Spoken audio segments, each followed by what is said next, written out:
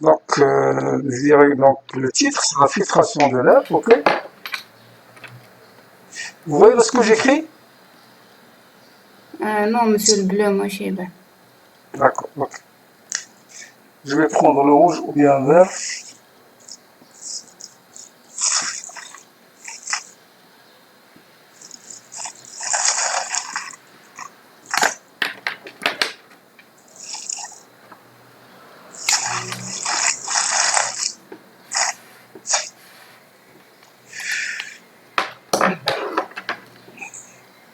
Et là, vous voyez maintenant? Oui. C'est la filtration de l'air, ok? Alors, qu'est-ce qu'on entend, qu'est-ce que vous entendez, qu'est-ce que vous comprenez lorsqu'on parle de la filtration de l'air? Et pourquoi avons-nous besoin de filtrer? D'accord? J'écoute, quelqu'un peut-il me répondre? J'écoute, là. Aucune. On filtre l'air, les polluants. Voilà, c'est pour éliminer les polluants, d'accord? C'est pour éliminer les polluants, d'accord? C'est pour éliminer les polluants, effectivement. Et je pense que un exemple très concret que nous sommes en train de vivre maintenant, et qu'est-ce qu'on dit aux gens maintenant de porter, de porter lorsqu'ils sont dehors? C'est les masques, d'accord? Oui. C'est les masques. Donc en fait, même le petit masque que nous avons, c'est un filtre, effectivement, c'est un filtre. Mais est-ce que vous pensez que tous les filtres, disons, sont identiques au point de vue fonction, d'accord, et au point de vue de leur utilisation? J'écoute. Ah donc, tout simplement, C'est pas les mêmes. c'est pas. Alors pourquoi Zimouche? Monsieur, كاين دي فيلتر شغل اللي يدخلوا شغل l'air اللي يدخل من برا Mhm. يفلتري l'air اللي يدخل من برا كاين دي فيلتر شغل يفلتريو l'air اللي يخرج من برا من داخل برا. Bien sûr, bon, vous avez, bon, on va voir ça tout à l'heure, enfin, par la suite. En fait, la position des filtres, lorsqu'on prend par exemple le domaine de la ventilation et de la climatisation d'une manière générale, la position des filtres, bien sûr, il faut bien la choisir. D'accord, là, ok? Mais en fait, c'est pour avoir surtout une qualité de l'air. C'est pour avoir surtout une qualité de l'air, donc qui est très importante. D'accord, ok? Et donc, voilà, donc, voilà.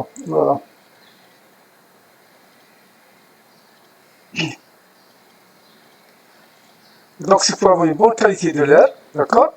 Et vous voyez un petit peu ce schéma. Vous voyez ce schéma-là? Oui? Oui. Ce petit schéma est, disons, disons, significatif, d'accord? Et lorsque vous avez, par exemple, des particules qui sont importantes, ben, elles ne peuvent pas passer. Parce que même lorsque vous avez des particules qui sont relativement faibles, elles peuvent passer au travers, d'accord? Ok? N'est-ce pas? Oui. Mais maintenant, donc, bon, c'est un schéma qui est bien illustré.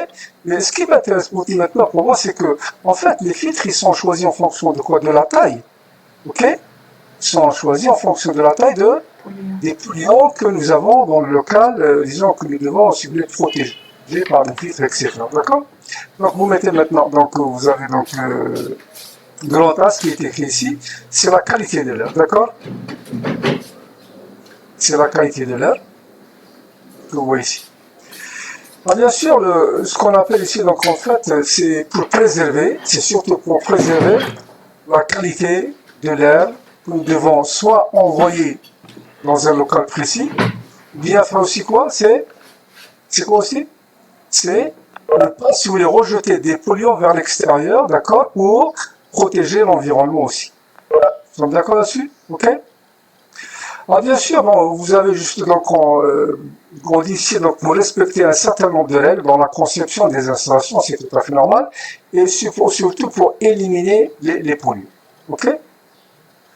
Bien sûr, bon ici, vous savez très bien que lorsque vous avez, disons, la climatisation d'une manière générale, donc en fait, il y a, si vous voulez, comment dirais-je, des polluants qui migrent dans la gaine, ok, et que vous pouvez par exemple souffler dans le local que vous avez. Et en fait, ce qui est important, donc vous avez par exemple ici, donc les facteurs.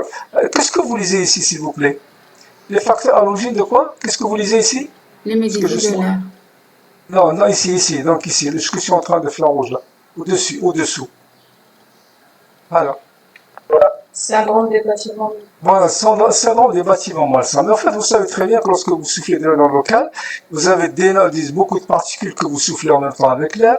Et bien sûr, les occupants des locaux que vous conditionnez, que vous climatisez ou que vous ventilez, risquent, si vous voulez, des maladies. Ce qu'on appelle le syndrome des bâtiments malsains, en anglais, ça s'appelle BSS, c'est ce qu'on appelle Sick Building Syndrome. Ok?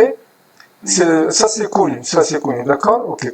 Mais en fait, maintenant, donc, on vous dit, donc, ces facteurs, bien sûr, sont liés à l'humidité, disons, le recyclage de l'air et les matériaux constitutifs du mobilier dans le local où vous êtes. D'accord? Donc, ça dégage les particules. Les mobiliers dégagent des fines particules que nous pouvons, si vous voulez, respirer et bon, ça peut nous rendre malade, etc. D'accord? Ok? Alors, bien sûr, vous avez ici les facteurs de l'humidité qui sont liés à l'humidité. Qu'est-ce que vous appelez? Parce que vous limitez responsable de 2 pathologies. D'accord? Il est responsable de deux pathologies. Donc, ce qu'on appelle la légionellose, ici. D'accord? Ok? Et qu'est-ce que vous entendez par la légionellose?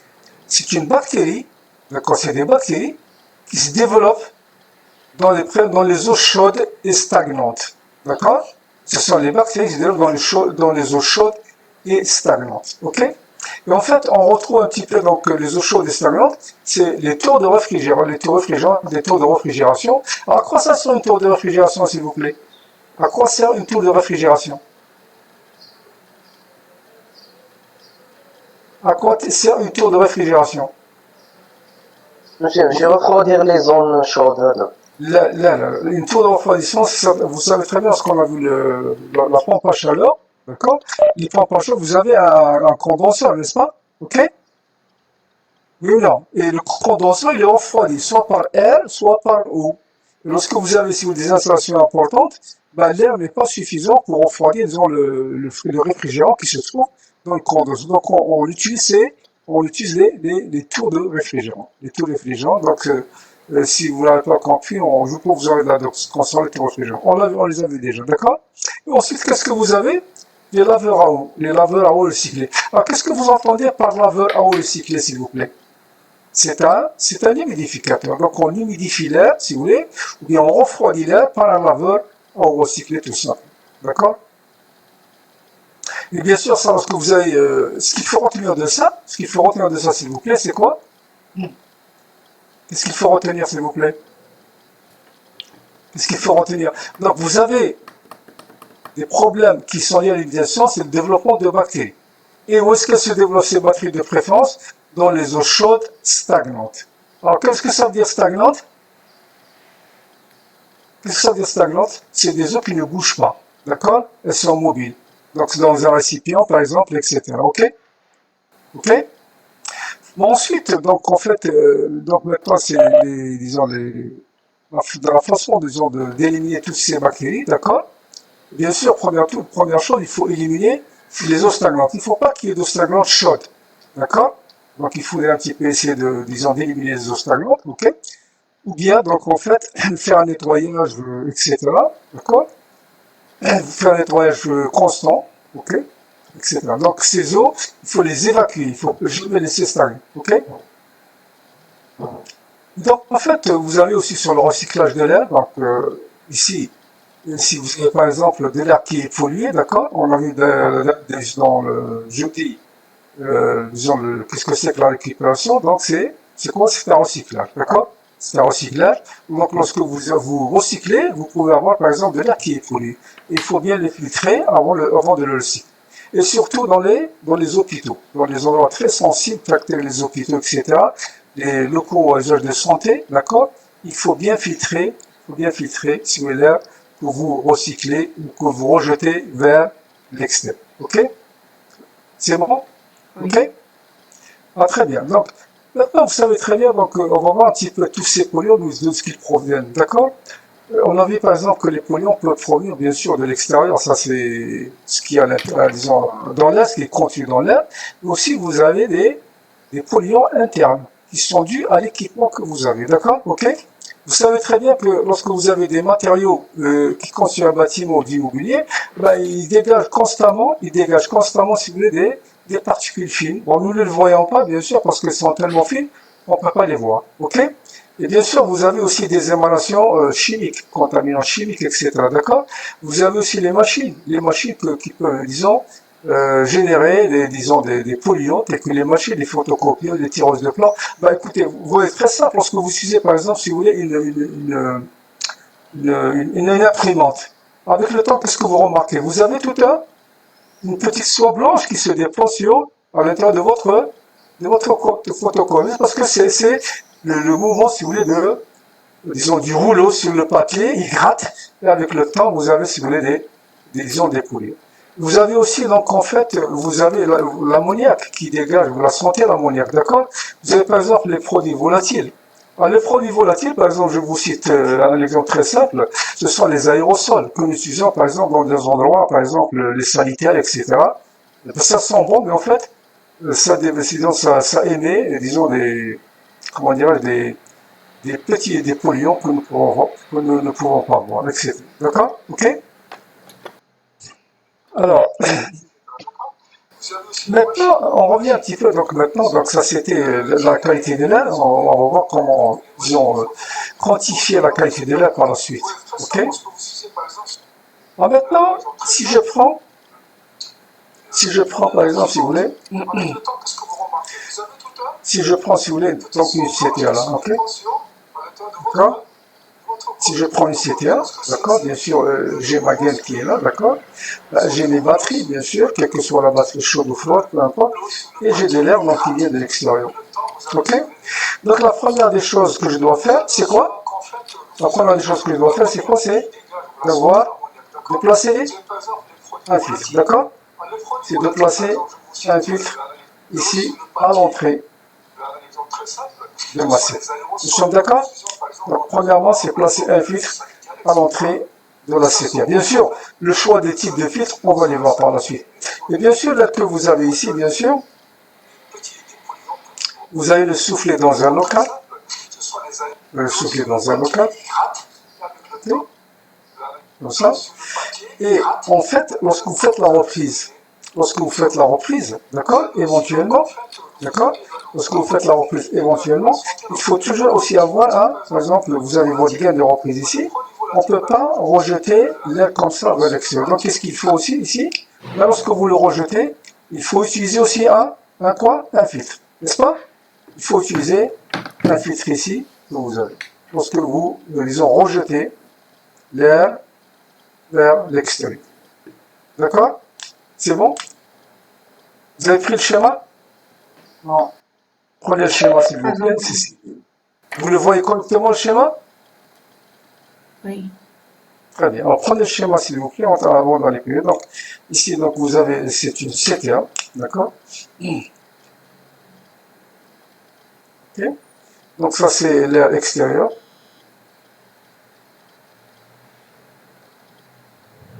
D'accord? Et ça c'est l'air rejeté. C'est l'air rejeté.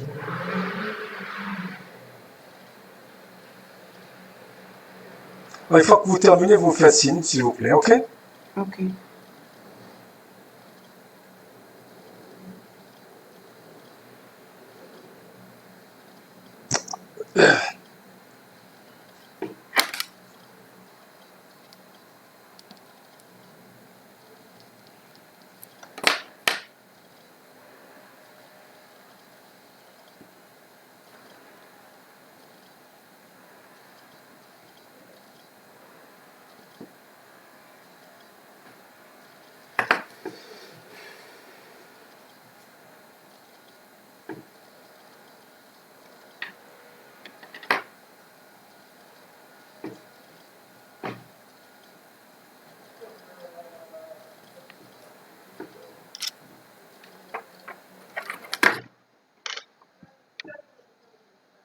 Oui?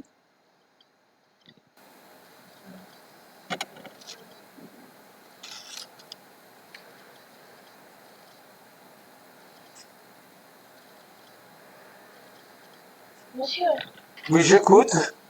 Monsieur, avant de recycler l'air, il faut Mhm. le filtrer. Oui, absolument. Il faut absolument. Bon, si je rejette vers l'extérieur, mais lorsque je le recycle, je suis obligé d'utiliser un filtre. On va voir par la suite la position des filtres, disons sur le recyclage, sur disons l'admission de l'air extérieur, et aussi sur le rejet de l'air. Ok? Monsieur, merci. Voilà. Très bien. C'est terminé. Vous avez pris le schéma, s'il vous plaît? Oui, monsieur. Très bien, donc on continue. Donc ce qu'il faut savoir maintenant, donc première des choses, dans le central, il faut jamais laisser l'eau stagner, disons dans les canalisations. Donc il faut avoir par exemple au niveau des batteries froides un système de drainage assez puissant pour ne pas laisser d'eau. Ensuite, il faudrait, lorsque vous avez, disons, une humidification de l'air, qu'est-ce qu'il faut prévoir pour éviter à ce que l'eau ne migre dans la gaine? C'est quoi? Il faut utiliser des séparateurs de gouttes. D'accord? On a vu ça, des séparateurs de gouttes pour récupérer toute l'eau après un humidificateur. Et bien sûr, bon, même avec toutes ces précautions, on ne peut pas, si vous voulez, assurer toute une bonne filtration. Donc, on est obligé d'utiliser des filtres, ok? On est obligé d'utiliser les filtres. Donc voilà, on va voir les filtres tout de suite. Alors, donc le but d'un filtre, c'est quoi? C'est de diminuer la concentration des particules polluantes dans l'air, ok? Nous sommes d'accord? Ok? Oui, non. Ok? Alors justement, là, je vous montre, je vais essayer peut-être de vous montrer juste un document là, pour voir un petit peu. Vous voyez un petit peu cette figure-là? Oui. Oui? Regardez un petit peu, s'il vous plaît, regardez. Ça, on vous montre l'intérieur de la gueule. Regarde. Ok? Voyez un petit peu tous les polluants que vous voyez ici, toutes les poussières qui se sont déposées à l'intérieur d'une gaine. Ok? Oui. N'est-ce pas? Donc vraiment c'est incroyable. Donc en fait, tous ces polluants-là, ils s'accrochent à la gaine. Et bon, bien sûr, vous avez des filtres, donc vous avez un petit peu le filtre qui est de ce côté-là, d'accord? Vous avez la concentration des polluants qui ont été arrêtés par le filtre, mais vous ne pouvez pas prévoir, disons, un passage de polluants. Bien sûr, l'efficacité d'un filtre, elle est fonction de quoi d'après vous? En plus, le filtre, bien sûr, on va voir les types de filtres, donc il y a des mailles et tout ce que vous voulez, d'accord? Et on va voir, disons, les manières de filtrer l'air, d'accord? Mais en fait, lorsque vous avez, par exemple, un filtre, il a une certaine efficacité, d'accord? En fonction de la taille des particules qu'il traverse. Regarde? Ok? Donc, on revient sur les filtres. Donc, vous avez donc les filtres, bien sûr, par la suite, ils sont crasses. Les filtres sont crasses, d'accord? Parce que vous avez des pattes qui vont s'accrocher sur les filtres. Et à chaque fois, donc, qu'est-ce qu'il faut faire? Il faut changer les filtres, d'accord? Il faut changer les filtres. Alors, bien sûr, lorsque par exemple vous avez dans une gaine, lorsque vous avez un filtre qui est là, d'accord? Alors,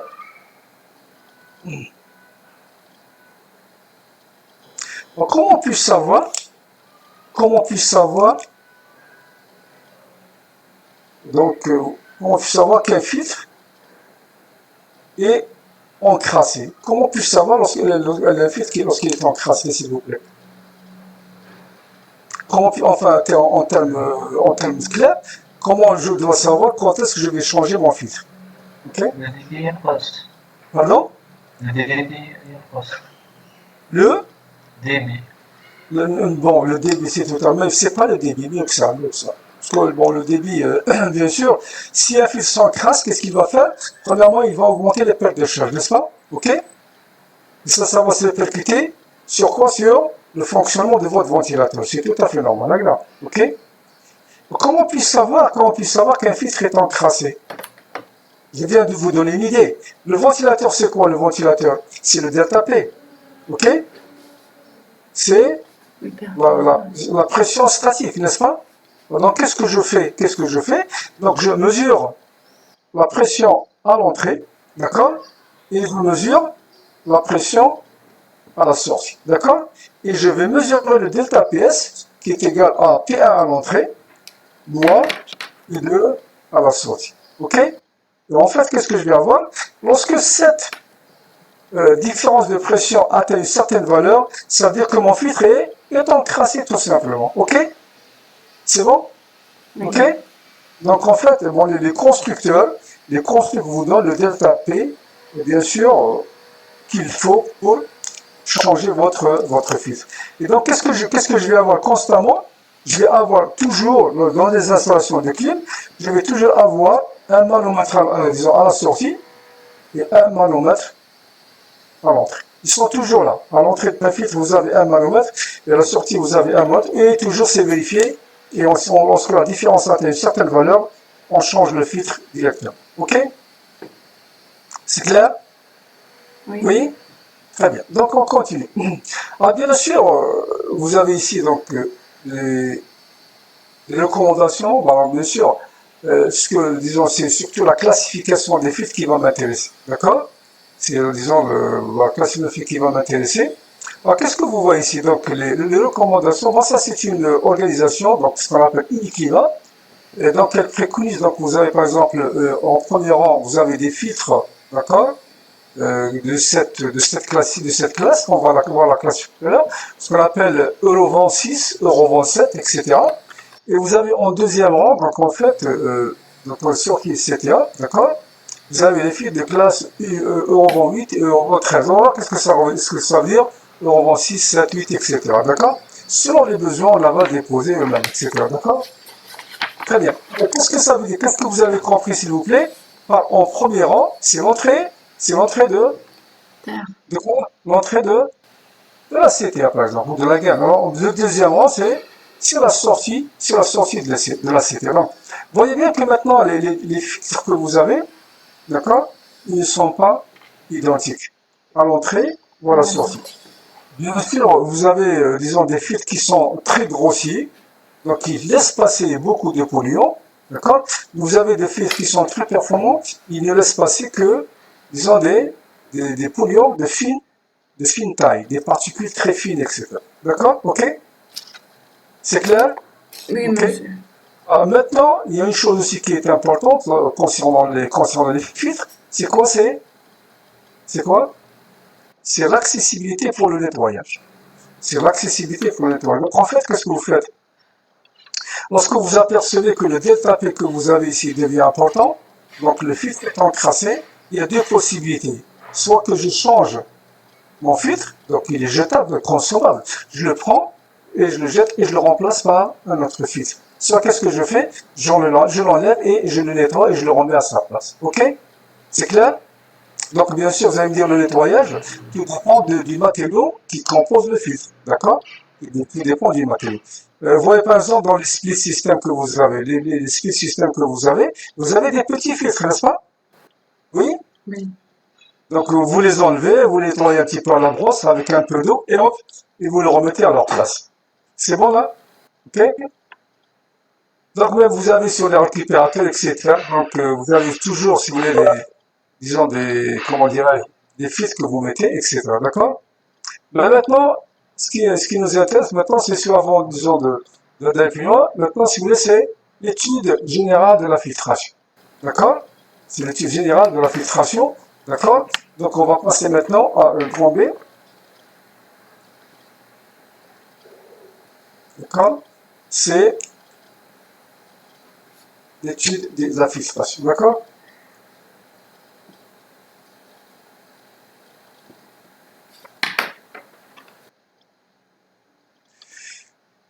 Alors, s'il vous plaît, donc, j'attire votre attention. Donc, vous avez donc la classification. Alors, d'après vous, comment peut-on classer disons, les filtres? Hmm. J'écoute. Comment d'après vous peut-on classer les filtres?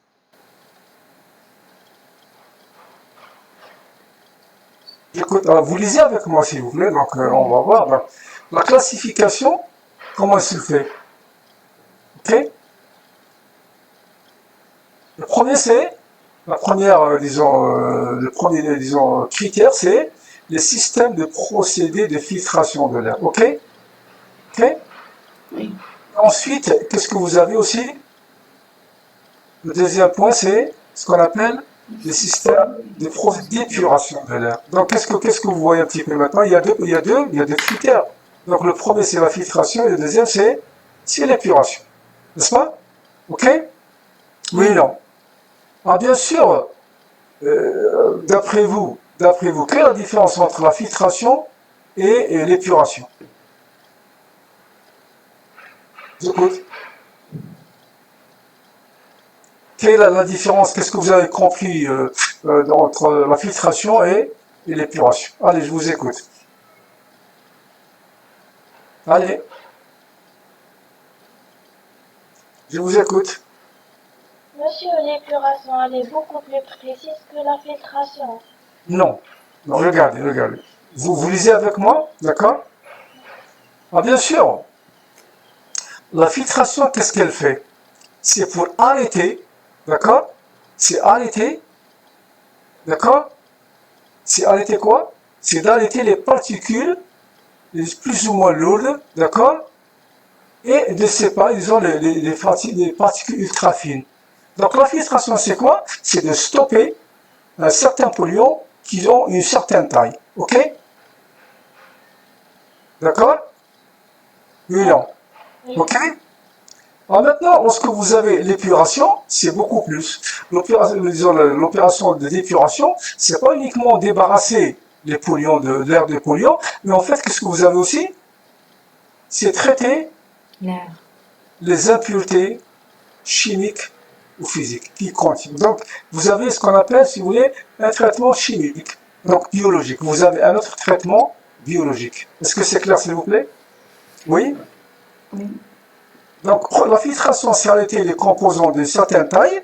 Disons, l'épuration, c'est encore mieux. C'est aussi de traiter l'air, disons, chimie, donc les composants chimiques, etc., pour éliminer toutes les parties qui sont nuisibles à l'organisme humain. D'accord? Ok? Bien sûr, par exemple, c'est surtout dans les hôpitaux. D'accord? C'est surtout dans les hôpitaux. Alors, bien sûr, lorsque vous traitez, disons, biologiquement l'air, écoutez, c'est pour éliminer les bactéries. C'est pour éliminer aussi quoi? Les virus. Nous sommes d'accord? Oui ou non? Est-ce que c'est clair, s'il vous plaît? Donc voilà, donc en fait, c'est aussi d'éliminer, donc qu'est-ce qu'il faut retenir de ça? Donc l'air, il est traité de façon, donc c'est pour le filtrer, donc c'est pour éliminer les impuretés, d'accord? Qui ne sont pas forcément des bactéries ou des virus, mais en fait, l'épuration de l'air, c'est pour éliminer toutes les bactéries et les virus, etc. Bien sûr, pour vous pouvoir choisir le type de filtre, il faut connaître un petit peu la taille des polluants, n'est-ce pas? Ok? Il faut connaître la taille des polluants. Donc, on va le voir tout à l'heure. Ok? Ok? Donc maintenant, regardez ici ce que nous avons.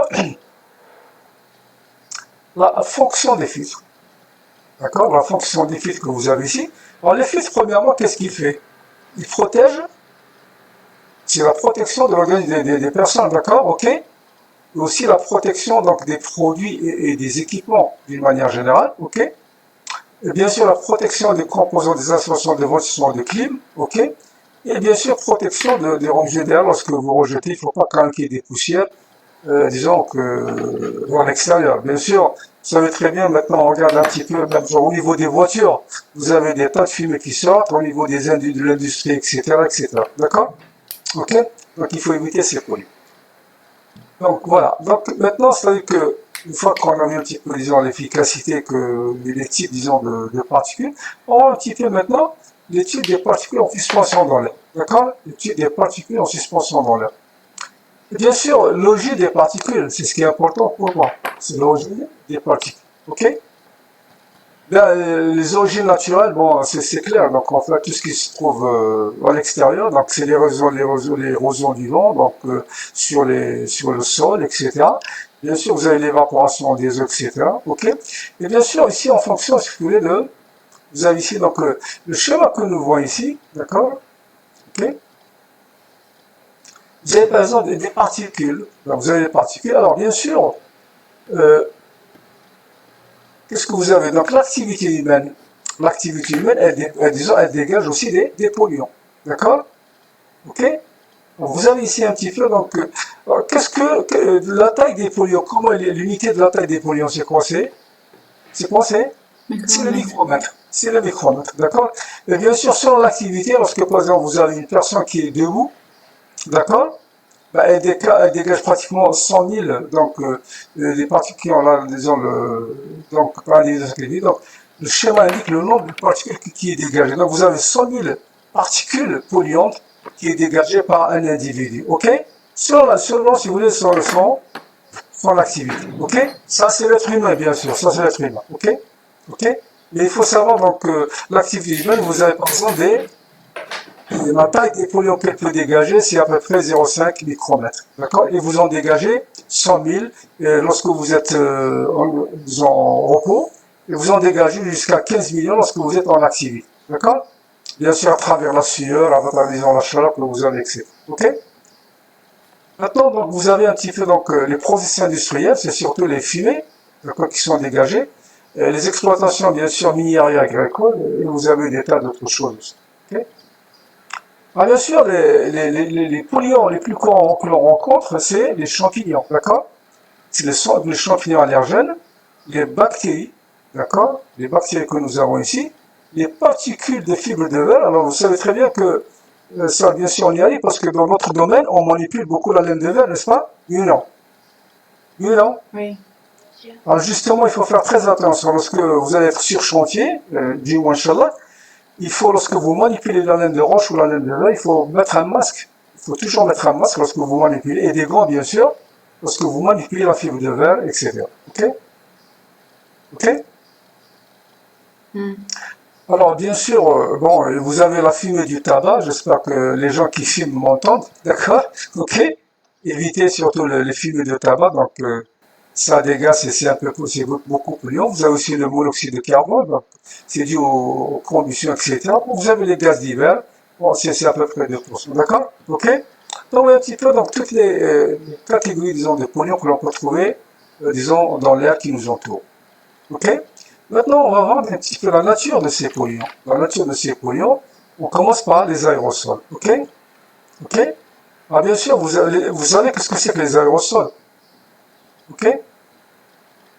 Les aérosols, bon, c'est les brouillards, en fait, c'est des fines particules qui se trouvent en suspension dans l'air, et bien sûr, la taille, elle est à peu près de combien de 10?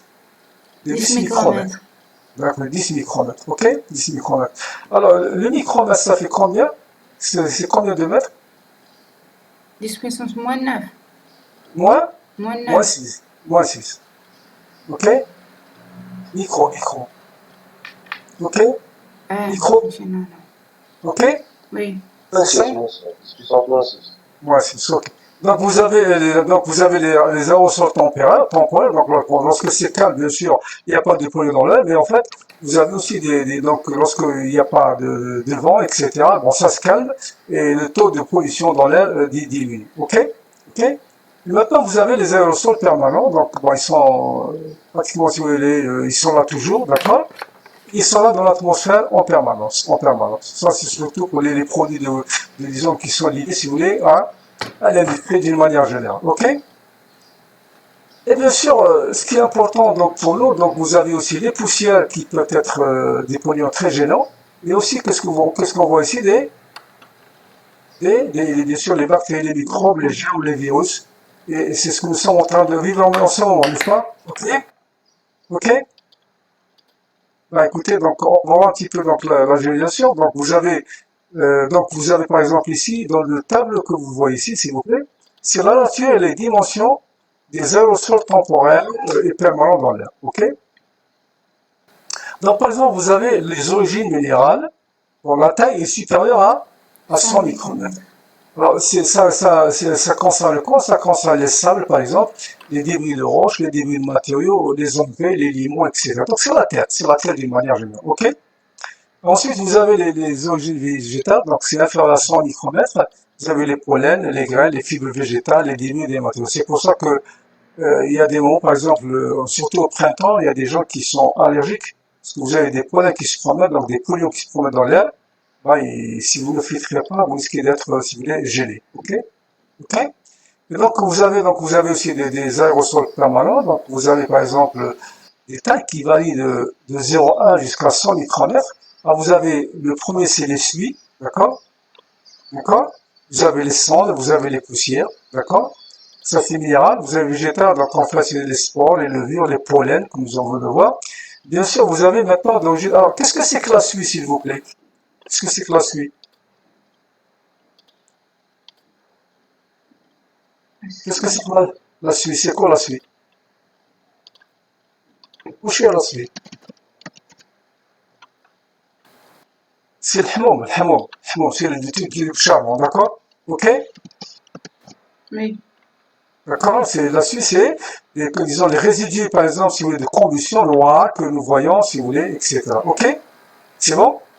Donc vous avez les spores, les levures, les pollens, etc. Ok? Donc vous avez maintenant l'origine animale. L'origine animale, ben, qu'est-ce que vous voyez ici? C'est les virus. Ok?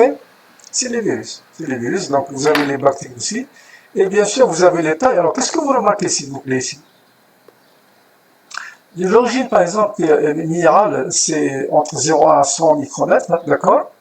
Et bien sûr, lorsqu'on on vient un petit peu au l'origine animale, les virus, ils ont des tailles relativement très faibles, d'accord? De 1 centième de micromètre jusqu'à 10 micromètres. Ils sont très, très petits. C'est pour ça, bon, ils sont pratiquement très difficiles à filtrer, ok? Ensuite, vous avez les poussières, donc c'est industriel, les poussières et les fumées, bien tout à fait normal, ok? Et ça, ils ont des tailles assez importantes, etc. Alors maintenant, regardez un petit peu, donc c'est le cas des particules, vous avez maintenant un tableau. Vous voyez le tableau, s'il vous plaît, ici? Vous arrivez à le voir? Oui? Vous le voyez? Oui, monsieur. Oui. Bien sûr, maintenant, regardez, donc, ici, dans ce tableau, vous avez disons, les dimensions des particules. Vous avez les dimensions des particules. Bah, écoutez, on va de la dimension la plus petite, c'est à peu près de disons, un 10 millième de micromètre, d'accord? Ok? Et bien sûr, vous avez jusqu'à 10 000 micromètres. Ok? Bien sûr, si vous voyez ici, qu'est-ce que vous avez? Donc, le diamètre des particules en micromètres, d'accord? Ça, c'est le domaine où c'est visible. Donc, à partir de cette zone ici, donc les particules, on peut les voir. À partir de 100 micromètres, on peut les voir. Au-dessous, pratiquement, c'est pas possible de les voir. D'accord? Vous voyez dans ce tableau, donc vous avez les fumées de pétrole, les cendres volantes, les fumées de tabac, d'accord? Les cendres, les poussières métallurgiques, des suies, d'accord? Les poussières de ciment, les particules ici, disons, qui sont là, donc, et les pigments que vous avez, ok? Ok? Ah, bien sûr, ce qui m'intéresse aussi, alors qu'est-ce que vous voyez ici, s'il vous plaît? Qu'est-ce que vous voyez ici? D'accord, c'est les virus. Ok? C'est les virus. C'est les virus, donc en fait, il faut faire très attention. Donc, ils ont disons des dimensions relativement très faibles qui ne dépassent pas le 0,1 micromètre. Ok? Ok? Et donc maintenant, vous avez donc la façon de voir. Donc, regardez un petit peu. Selon la taille, vous avez la technique de filtration que l'on doit utiliser, n'est-ce pas? Regarde. Ok? Ben, vous avez donc en fait, lorsque c'est vraiment très bas, vous avez besoin d'un filtre à charbon actif, d'accord? C'est des filtres absolus, d'accord? Ici, par exemple, vous avez des filtres fins, bien sûr, et de ce côté-là, vous avez des filtres, des électrofiltres. Alors, qu'est-ce que vous comprenez par filtre à charbon actif? Qu'est-ce que vous comprenez par filtre à charbon actif, s'il vous plaît? Qu'est-ce que c'est que le charbon, un filtre à charbon actif? J'écoute. J'écoute, quelqu'un peut-il me dire? Alors, personne? Vous connaissez le charbon, non? Naturel. Oui, non. Oui, monsieur. Ben, c'est le charbon actif, c'est le charbon naturel. Le charbon naturel et le sable, d'accord, sont vraiment, si vous voulez, des filtres très performants, bien sûr, à partir de certaines tailles. À partir de certaines tailles, d'accord? Et en fait, qu'est-ce que vous avez? Ça, c'est des filtres absolus. Alors, qu'est-ce que ça veut dire absolu? Ils retiennent pratiquement toutes les particules polluantes, ok? N'est-ce pas? Ensuite, vous avez les électrofiltres, que vous voyez ici, d'accord? Donc, les électrofiltres que vous voyez ici, ben, on peut... Alors, qu'est-ce que vous entendez par électrofiltre? Qu'est-ce que vous entendez par électrofiltre? C'est des filtres électrostatiques qui utilisent l'électricité, n'est-ce pas? Ok? Ça, c'est surtout dans le domaine hospitalier, pour un petit peu, pour purifier l'air, donc on utilise des filtres électrostatiques. Et bien sûr, des procédés chimiques aussi, d'accord? Donc, vous avez ensuite les filtres fins. Vous avez les filtres fins que vous avez ici, d'accord? Et bien sûr, donc ça part un petit peu de 0,1 jusqu'à 100 micromètres. Ensuite, vous avez les filtres en derrière, c'est les filtres grossiers, d'accord? C'est les filtres grossiers, donc à ce moment-là, bon, lorsque les particules sont de taille assez importante, on utilise ce qu'on appelle les filtres grossiers. D'accord? Est-ce que c'est clair? Oui? Oui. Très bien. Donc, regardez, donc en fait, le choix d'un filtre, bien sûr, c'est en fonction surtout de la taille, le choix, le type de filtre, c'est en fonction de la taille des polluants que vous avez. Donc, il faudra quand même connaître absolument ce que vous avez dans votre environnement, dans votre espace, pour pouvoir choisir les filtres, etc. Et surtout leur application. OK? Maintenant, on arrive un petit peu là, ce qui est intéressant, c'est ça. D'accord? Alors maintenant, on va arriver au mécanisme de la filtration. D'accord? Les mécanismes de la filtration. Ok. Alors d'après vous, le premier principe, disons, de la filtration, comment on fait? D'accord? S'il vous plaît, j'écoute. J'écoute.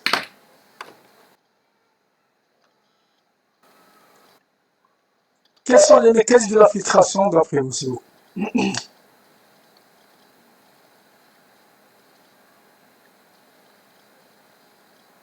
Oui? J'écoute.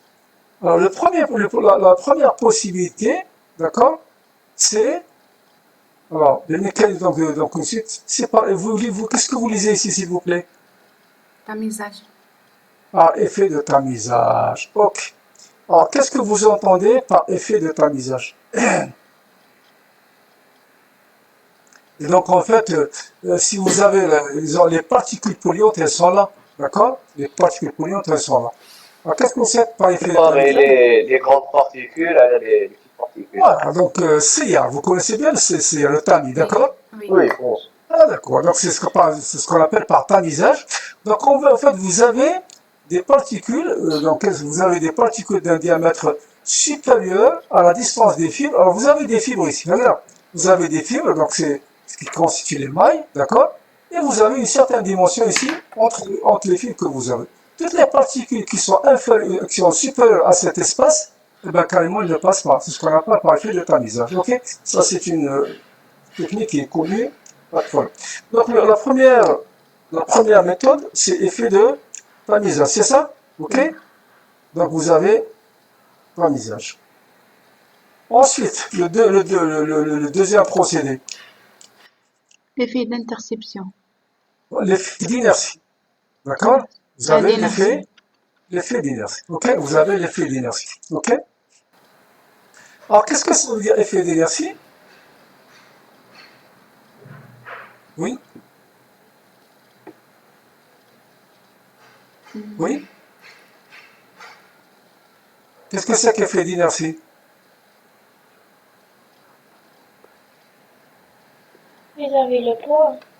Non, bien sûr le poids. Effectivement, le poids, ça c'est clair. Mais en fait, regardez qu'est-ce que vous lisez. Les petites particules تكمل Voilà. et les grandes particules sont le... Voilà, regardez, qu'est-ce que Ouais. vous voyez le schéma ici. Vous voyez le schéma ici.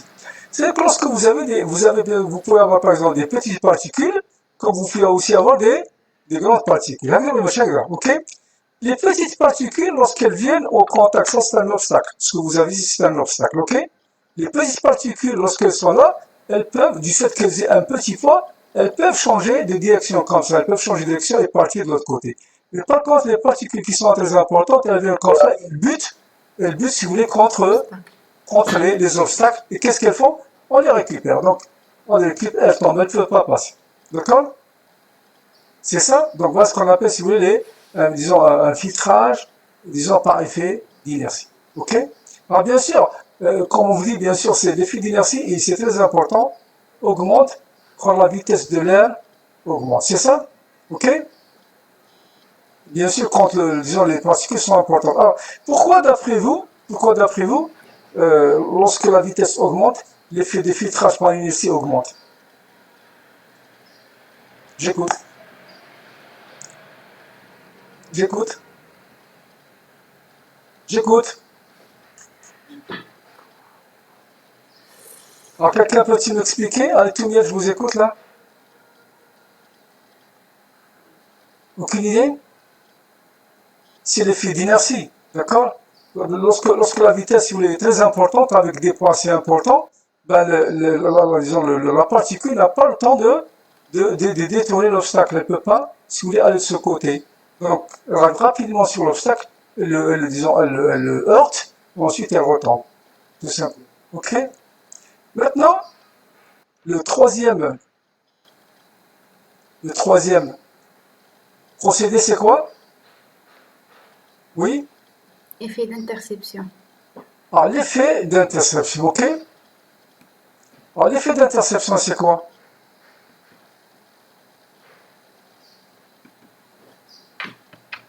J'écoute.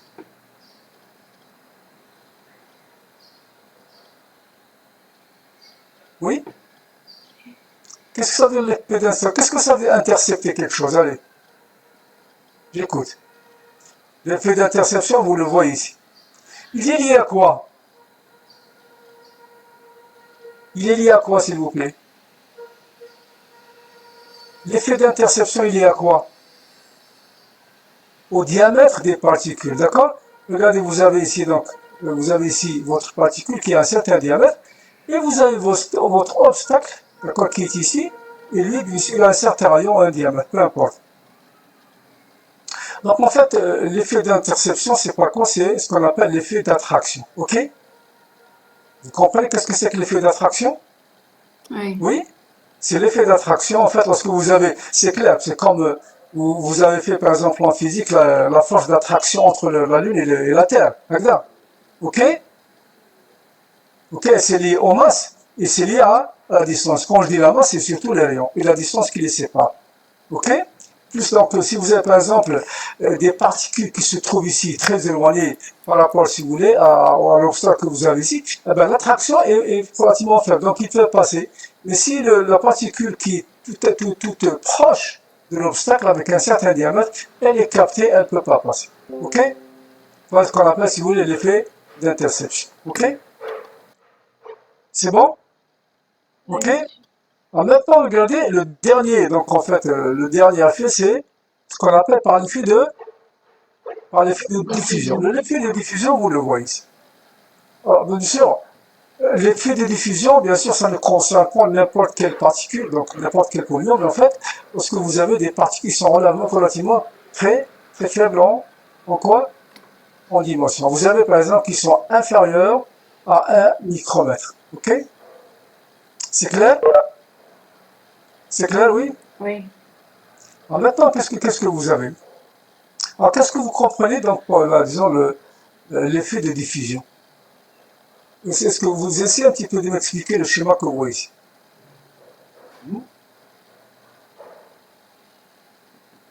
Alors, regardez s'il vous plaît. Si vous avez fait de la physique, d'accord, vous voyez un petit peu que, qu'est-ce que vous lisez ici? Oui? Qu'est-ce que vous lisez? Les particules sont influencées par le mouvement quoi? Par le mouvement Le Brown. de Brown des molécules. Alors, qu'est-ce que c'est que le mouvement de Brown? C'est de la physique. Bon, si c'est longtemps, ça fait longtemps, vous ne pouvez pas vous souvenir. Le mouvement de Brown, c'est quoi? C'est le mouvement vibratoire. Voilà, c'est un mouvement vibratoire qui est dû aux molécules. Donc, les particules que vous avez ici, elles partent dans tous les sens. Les particules, elles partent dans tous les sens.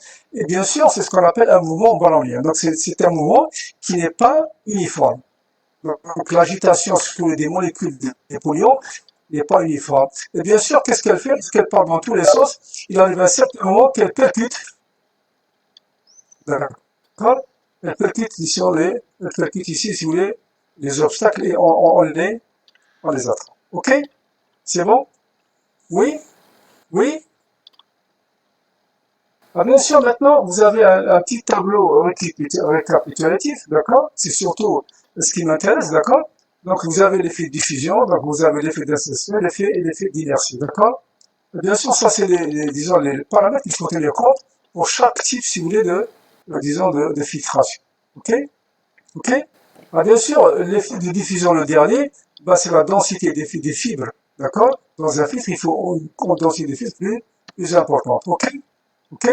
Ensuite, maintenant, vous avez l'effet d'interception, c'est surtout la taille, si vous voulez, des particules qui rentrent en jeu. D'accord? Et aussi la densité des fibres, c'est tout à fait normal. Ensuite, pour l'effet d'inertie, ah ben, vous avez la vitesse qui entre en jeu, qui est importante à considérer. Vous avez aussi la taille des particules et vous avez aussi la densité des fibres. C'est clair? Ok? Donc les paramètres que vous devez bien sûr choisir pour le choix de vos filtres. Ok, s'il vous plaît? C'est bon? Ok? Oui. Alors maintenant on continue. Donc vous avez maintenant donc, les différents types de filtres. Donc maintenant c'est comment sont constitués les filtres. Comment sont constitués les filtres. Ok? Et donc en fait vous avez par exemple la nature des filtres que vous avez ici. D'accord? Ok. Bien sûr, le rapport, donc en fait, c'est le rapport, donc en fait, c'est le SD que vous voyez ici. Donc, vous avez le SD, c'est la surface développée sur la surface frontale, d'accord, ok. Alors, on va le voir, qu'est-ce que ça veut dire. Vous avez la vitesse aussi, donc la vitesse de l'air qui est importante, et, disons, dans le frontal et disons, dans le médian, vous avez les types de filtres, d'accord, qui sont ici. Vous avez l'efficacité sur, disons, 1 micromètre, d'accord, et vous avez l'emploi, donc c'est un filtre grossier, donc c'est un filtre grossier. Alors maintenant, regardez, les différents types de filtres que nous pouvons trouver, donc c'est ce qu'on appelle des fibres à tricot, mais, disons, métalliques, filtre plan. Alors qu'est-ce que ça veut dire? Qu'est-ce que vous entendez par, disons, un filtre à maille métallique, filtre plan, d'accord? Un filtre plan, déjà, c'est ça, d'accord? Un filtre plan, c'est ça. Ok? Ok? C'est ça? Ensuite, qu'est-ce que vous allez avoir? Vous avez des mailles. Vous allez avoir des mailles comme ça. Ok? Voilà. Donc, vous allez avoir des mailles comme ça, donc ils sont là. Ok? Et bien sûr, l'air, il passe au travers comme ça avec les pognon. Donc, R plus pognon. D'accord? Ah, bien sûr, qu'est-ce que vous avez ici? Donc, qu'est-ce que vous entendez par le rapport SD sur SF? Qu'est-ce que vous avez, alors, justement, là, c'est écrit ici, n'est-ce pas? Ok? Alors, qu'est-ce que vous comprenez par le rapport SD sur SF? C'est la surface développée sur la surface frontale. Alors, qu'est-ce que vous entendez par surface développée sur la surface frontale? J'écoute. Allez, s'il vous plaît. Là, s'il vous plaît. Bon, regardez. Si j'ai un filtre, comme je l'ai dessiné tout à l'heure comme ça, d'accord? Ok? Bien sûr, vous allez avoir une certaine surface. Vous allez avoir une certaine surface. Donc, voilà, d'accord? Etc. Donc, sa surface, c'est quoi? Par exemple, si j'ai un côté, par exemple, petit L, et un côté grand L, la surface est égale à quoi? La surface frontale, c'est égal à quoi? La surface L, c'est L fois L. Maintenant, alors, la notion maintenant de surface développée, d'après vous.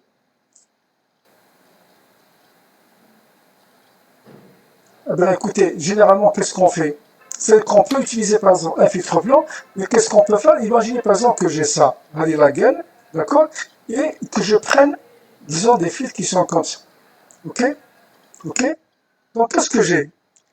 Ça, c'est une surface de filtre, regarde, ok? Oui ou non? Et ça, c'est une surface de filtre. Ça, c'est une surface, ça, c'est une surface, et ça, c'est une surface, ok? Oui? Ok? Alors, maintenant, regardez. La surface frontale, pour moi, c'est ça. D'accord? La surface frontale, c'est ce qui entre dans la gaine. Et la surface développée, c'est par exemple, si je prends entre le point A et le point B ici, c'est comme un accordion, je vais l'étirer, n'est-ce pas? Ok? Oui, non. Et donc ici, par exemple, si j'ai une surface S1, S2, S3, S4 et j'ai ici S5, donc la surface, bien sûr, si j'ai la gaine, par exemple, qui est rectangulaire ou carrée, peu importe, donc je prends par exemple une gaine qui est comme ça, d'accord? Et donc en fait, la surface frontale pour moi, si j'ai par exemple le L et le grand L ici, donc ici dans ce cas-là, j'ai la surface frontale qui est toujours L fois L, ok?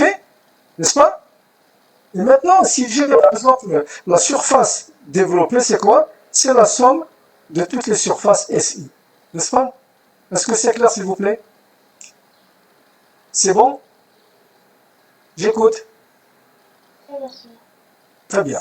Très très bien. Très très bien. Donc voilà ce qu'il faut voir. Donc maintenant, regardez ce tableau. Bien sûr, on va juste le parcourir rapidement. Donc de toute façon, je vais vous envoyer le cours. Il n'y a aucun problème. D'accord? Et maintenant, donc, vous avez les filtres métalliques. Bon, généralement, c'est des filtres plans. Donc le ratio, c'est exactement la surface développée sur la surface frontale, c'est toujours 1. C'est des panneaux. C'est des panneaux que vous mettez, etc. D'accord? Ok? Bien sûr, vous avez les vitesses que vous devez avoir ici. D'accord? Vous avez les fibres des mailles que vous devez avoir, à peu près 0,30 mm, d'accord? Il n'y a pas de problème. L'efficacité, donc, ici, sur un micromètre, elle est nulle, donc tout passe, d'accord? Et l'effet, donc, c'est linéaire par effet d'inertie, d'accord? Ok? Donc, c'est ce qu'on appelle des filtres grossiers. C'est des filtres grossiers qui peuvent arrêter, si vous voulez, les molécules, donc les particules qui ont un diamètre ou une dimension supérieure, pratiquement, si vous voulez, à 10 micromètres, ok? Ok. Maintenant, bien sûr, bon, à la suite de Veil, il n'y a pas de problème. On va prendre par exemple donc voilà, donc les filtres synthétiques, donc les filtres plans, etc. Ils sont utilisés par exemple dans la préfiltration. Donc vous avez toujours c'est des panneaux. Vous avez les vitesses, vous avez donc les filtres en polystyrène, etc. Ça c'est utilisé par exemple dans le domaine de voitures, etc. D'accord? Maintenant, vous avez les filtres ondulés. Ce qu'on appelle ondulés, c'est les multiplans à poche. Et c'est ce qui est utilisé couramment dans la climatisation et la ventilation, les filtres à poche synthétiques. D'accord? On va aller voir par la suite comment ils sont faits. D'accord? Ah, bien sûr, les filtres à poche synthétiques, donc vous avez ondulé. Vous voyez bien maintenant que la surface SD développée sur la surface frontale, le ratio peut aller jusqu'à de 3 jusqu'à 7. C'est ce que j'ai fait, c'est dans le schéma que j'ai fait ici. D'accord? Ce qu'on appelle les filtres à poche. Ok, les filtres à poche ondulés, donc etc. Ok, multiple ondulé. Vous avez donc c'est utilisé dans la préfiltration, donc le mode, si vous voulez, d'arrêter disons, les polluants, c'est par effet d'inertie et interception. Donc inertie plus interception. C'est bon? Ok? Et donc vous avez maintenant vous avez des filtres justement qui sont le dernier. Donc vous avez les filtres plissés très profonds et petits plis. Donc en fait ils sont tellement les plis sont tellement proches l'un côté de l'autre, donc vous avez une grande surface que vous avez. Alors, regardez ce qui est important pour nous, donc regardez, les surfaces développées sur la surface frontale, elles sont pratiquement très importantes, qui peuvent être pratiquement jusqu'à 100 et plus, n'est-ce pas? 100 et plus. Et bien sûr, regardez maintenant, c'est donc la vitesse de l'air, il faut des vitesses relativement très très faibles, d'accord? Et bien sûr, ce qui m'intéresse surtout, donc en fait, c'est les types de, disons, comment dire, les types de polluants que je parlais, qui sont des cellules de verre, donc le diamètre qui est inférieur à 3 micromètres, etc. D'accord, ok? Bien sûr, pratiquement, si vous voulez, donc leur efficacité, donc initiale sur 1 micromètre, les pratiquement, donc tout ce qui est inférieur à 1 micromètre, il ne passe pas. Et bien sûr, c'est ce qu'on appelle, si vous voulez, alors les filtres dits absolus, donc c'est la filtration dite absolue ou HEPA. Alors, qu'est-ce que ça veut dire absolu, s'il vous plaît? Qu'est-ce que vous comprenez par absolu? Pratiquement, il est efficace. Elle ne passe. Rien ne passe pratiquement. Mais rien ne passe, vous savez très bien, on va voir tout à l'heure la classification des filtres. La classification des filtres est en fonction de leur efficacité. Donc on va voir un petit peu leur efficacité qui peut aller pratiquement jusqu'à. Alors, vous n'avez jamais de 100%. Vous allez voir toujours 99,99%. Ces chiffres-là, vous pouvez les rencontrer couramment. D'accord? Ok? Alors, bien sûr, maintenant, on a vu tout à l'heure que la classification, disons, peut se faire, donc vous avez les EU7, par exemple, et bien sûr, donc ça c'est selon la classification Eurovent, d'accord? Selon la classification Eurovent, c'est une norme européenne, d'accord, pour classifier les filtres, d'accord? Maintenant, vous avez une classification américaine, d'accord, qui est utilisée aussi, d'accord? Ce qu'on appelle les filtres HEPA. D'accord? Est-ce que vous savez qu'est-ce que c'est que ça veut dire HEPA, si vous voulez? Oui? Alors, HEPA, vous écrivez s'il vous plaît. Vous écrivez. C'est High Efficiency Particulate Air. Ok? Est-ce que c'est clair? Donc voilà, donc si vous voyez ces classifications, donc le H, ça veut dire high, E, ça veut dire efficiency, P, ça veut dire particulate, et A, ça veut dire air. Ok? C'est bon? Oui. Très bien, très bien. Alors, je pense que maintenant,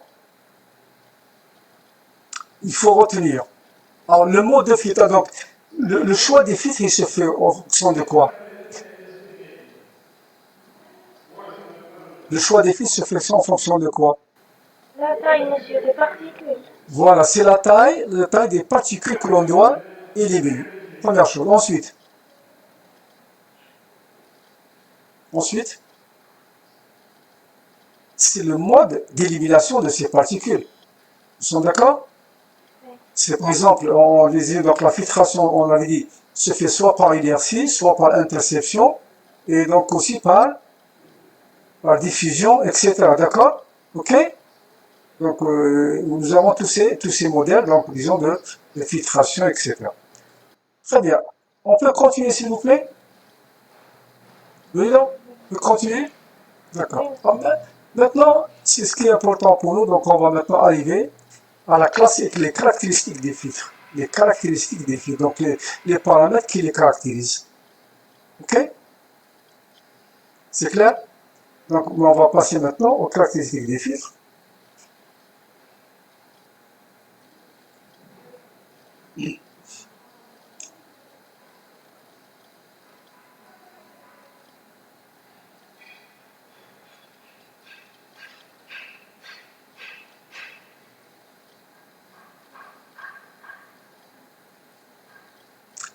Alors, justement, un filtre, comment vous allez le caractériser? Regardez un petit peu.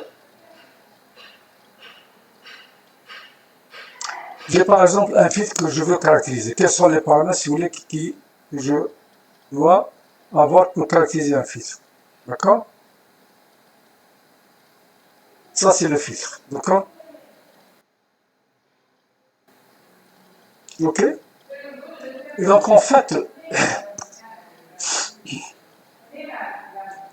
alors, ça c'est un point que j'ai ici, par exemple, un point A, et j'ai un point B. Alors, comment je vais caractériser le filtre? Comment je vais le tester et voir pour le classifier? C'est fonction de quoi? Regardez s'il vous plaît. Regardez s'il vous plaît. Donc, vous avez les paramètres ici. Alors, qu'est-ce que vous lisez s'il vous plaît? C'est la quantité de poussière ou de polluants incidents. C'est avant le filtre, ce qu'on appelle en amont. D'accord? Donc, ici, ce qu'on appelle l'amont. D'accord? Bien sûr, vous avez un certain paramètre que j'appelle ici la quantité de poussière ou d'aérosol avant le filtre. D'accord? Ensuite, vous avez donc E. Ici, un certain paramètre, si vous voulez, E. D'accord? Et bien sûr, c'est la quantité de poussière ou d'aérosol qui passe après donc, le filtre. Donc, ce qu'on appelle, si vous voulez, l'aval. Et bien sûr, vous avez l'autre paramètre qu'on appelle R. D'accord? Qui s'appelle la quantité de poussière ou d'aérosol retenu dans le filtre. Donc, c'est retenu donc, dans le filtre. D'accord? Donc, ça, c'est les principaux paramètres qui caractérisent un filtre. Les principaux paramètres qui caractérisent un filtre que nous avons. Et les filtres, ils sont testés de cette manière. Ils sont testés de cette manière, d'accord? Et bien sûr, donc, qu'est-ce qu'on fait? Alors, quelqu'un peut-il m'expliquer comment on teste un filtre? Donc, vous allez placer votre filtre dans une gueule, dans une ambiance que vous voulez. Donc, vous allez envoyer ici en amont de l'air avec une certaine concentration de poussière ou de polluants, d'accord? Et vous allez mesurer la concentration de poussière en aval, après le filtre, et bien sûr, vous déduisez tout de suite ce qui a été retenu. Ils sont d'accord? Oui ou non? Oui? Oui. Très bien. Alors maintenant, on va voir par la suite. Donc, regardez, ce qu'on a défini ici, ce qu'il faut savoir, après, donc, nous avons ici. Donc, les trois paramètres qui cassent un filtre, c'est quoi? C'est le premier, c'est quoi? C'est le rendement, c'est ça? Ok? C'est le rendement d'un filtre. C'est le rendement d'un filtre. Alors, le rendement, il est donné en pourcent. D'accord? Donc, qu'est-ce que vous avez? Le rendement d'un filtre, c'est en pourcent. Il est égal à 100 fois I moins E sur I. Donc, c'est un ratio. C'est un ratio, d'accord? Ok? Alors, bien sûr, le I, c'est quoi? C'est la quantité de poussière en amont. Ok? Le E, c'est la quantité de poussière en aval, après. Et vous avez, disons, le rendement du filtre. Ensuite, on définit le deuxième paramètre, c'est quoi? C'est la perméance. C'est la perméance du filtre, donc en pourcent toujours. Et bien sûr, c'est 100 fois, donc vous avez ce que vous avez après et ce que vous avez avant. Ok? Maintenant, le coefficient d'épuration qu'on appelle CE, ben c'est quoi? C'est ce que vous avez avant, c'est ce que vous récupérez après. N'est-ce pas? Oui? Très bien. Alors, moi je pense que maintenant, il faut se poser disons, des questions. Alors maintenant, bien sûr, ce qu'il faut savoir, c'est que on envoie une certaine quantité de poussière. D'accord? Et on recueille une certaine quantité de poussière après. Ça c'est avant, ça c'est après, et ça ce qui est retenu. Alors, est-ce que quelqu'un peut soulever une question là? J'écoute. J'écoute. J'écoute s'il vous plaît. J'écoute. Alors regardez. Je reviens un petit peu donc sur le tableau. Donc maintenant vous avez le R. Le R c'est quoi? C'est le rendement. Vous avez la perméance et vous avez, disons, le coefficient d'épuration. On va voir le tableau qui est ici. D'accord? Ok? Donc qu'est-ce que vous avez s'il vous plaît? Qu'est-ce que vous avez dans ce tableau? Qu'est-ce que vous lisez ici? Donc ça c'est quoi? C'est le rendement, n'est-ce pas? Ok? C'est ça? Ok? On revient ici. Donc vous avez le rendement. Ensuite, qu'est-ce que vous avez? Perméance. La perméance et vous avez le coefficient D'épuration. d'épuration. Donc ça c'est la perméance, d'accord? Et ça c'est le coefficient d'épuration. d'épuration. Okay. En maintenant, regardez. Un rendement de 80%, n'est-ce pas? Ok? Vous avez une perméance de 20%, vous avez un coefficient d'épuration relativement faible. Ok? Ok? Et donc regardez ce que je disais. Donc le rendement, il peut être moins, mais en fait, ça c'est la limite que nous avons à faire que nous avons. Mais regardez s'il vous plaît. Ça c'est quoi? C'est le rendement, n'est-ce pas? Ok? Vous lisez ces chiffres-là, donc pourquoi on n'a pas mis 100%? Oui? Parce que réfléchir qu'en 100%, monsieur. Voilà, exactement. Un filtre n'est jamais, si vous voulez, efficace à 100%, et c'est sur des petites, disons, particules qui passent, même lorsqu'elles sont très de faible diamètre, etc. D'accord? Ok? N'est-ce pas? Oui. Ok? Et donc, en fait, ce qu'il faut retenir en général, c'est surtout le rendement d'un filtre. Le rendement d'un filtre. Ok? Vous avez des questions à poser? Oui? J'écoute. J'écoute. En même temps, on va y aller. Donc, comment calculer disons, ces rendements, bien sûr, que j'ai ici, d'accord, ok? La perméance et le coefficient d'épuration. Ok? Je prends par exemple, on va revenir un petit peu ici.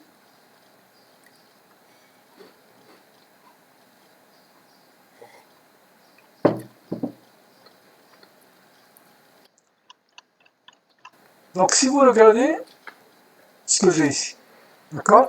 Si vous regardez ce que j'ai ici, d'accord? Le rendement du filtre, le rendement R, c'est égal à quoi? R. c'est quoi? Bien sûr, c'est 100, bien sûr, multiplié par I, I moins E divisé par I. voilà, divisé par I. Donc, I, c'est quoi? C'est la quantité de poussière. Oui, avant le filtre. Bien sûr. Maintenant, évidemment, donc, ce qui m'intéresse surtout, c'est quoi? C'est de savoir calculer les rendements des filtres. Alors, on revient un petit peu. Donc, vous avez, donc, ça, et la permanence, c'est quoi, s'il vous plaît? Je l'écris au tableau pour se, alors. Donc, c'est 100 fois sur I, c'est ça? OK? D'accord? Oui. Et vous avez donc le coefficient d'épuration, c'est quoi? C'est I sur E. OK? C'est l'inverse. Pratiquement, c'est l'inverse donc, de la permanence. Mais il n'y a pas de pourcentage, c'est juste un chiffre. Alors maintenant, on va revenir ici. Donc nous avons ces filtres ici. Nous avons ces filtres. Comment nous allons classifier ces filtres? J'écoute. J'écoute. Comment on va faire? Regardez ici. Qu'est-ce que vous lisez ici? Donc, qu'est-ce que vous lisez ici, s'il vous plaît? Seulement Les l'efficacité. filtres varient en fonction des types de place, tout à fait normal. Donc, vous avez plusieurs méthodes d'essai normalisées, d'accord, sont utilisées pour la classification des filtres. La première méthode, c'est quoi? Qu'est-ce que vous lisez ici? Gravimétrique. Voilà, donc vous avez la méthode gravimétrique. Ensuite, la deuxième méthode, Opacimétrique. voilà, opacimétrique. La troisième méthode, c'est quoi? Photométrique. Et la quatrième méthode, c'est La fluorimétrique. fluorométrie. Voilà. Donc, ça, si vous voulez, c'est les principales méthodes d'essai que l'on utilise pour classifier les filtres. Pour classer les filtres, etc. D'accord? Alors, on va un petit peu donc le classement des filtres que nous avons ici. D'accord? Alors, quelle est la remarque que vous voyez ici, s'il vous plaît? Il faut toujours préciser la méthode d'essai. Voilà. Donc, par exemple, lorsque vous mettez, par exemple, vous dites, voilà, j'ai choisi un filtre Orovent, ou bien HEPA, peu importe, d'accord, ou bien un filtre G. Donc, Orovent, par exemple, 6. D'accord? Il faut toujours mettre à côté la méthode d'essai. D'accord? La méthode d'essai. OK? La méthode d'essai, donc, est-ce que c'est gravimétrique? D'accord? Est-ce que c'est opacimétrique? D'accord? Est-ce que c'est photométrique? OK? Ou bien c'est fluorométrique.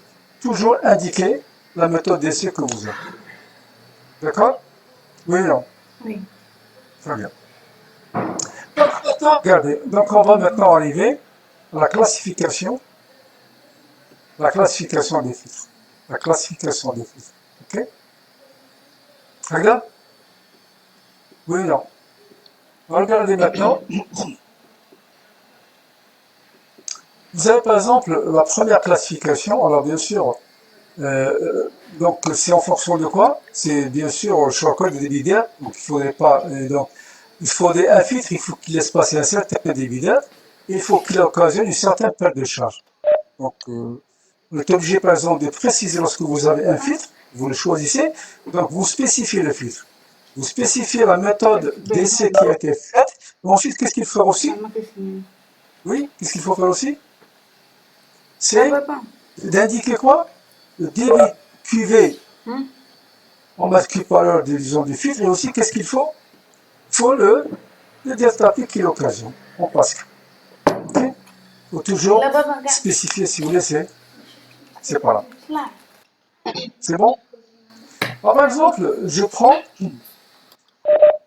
la première classe. Ça, c'est le premier. Donc, le premier, vous avez les classes. Donc, ici, premièrement, donc ça va de EU1 jusqu'à EU7. Il y en a d'autres, donc par la suite, etc.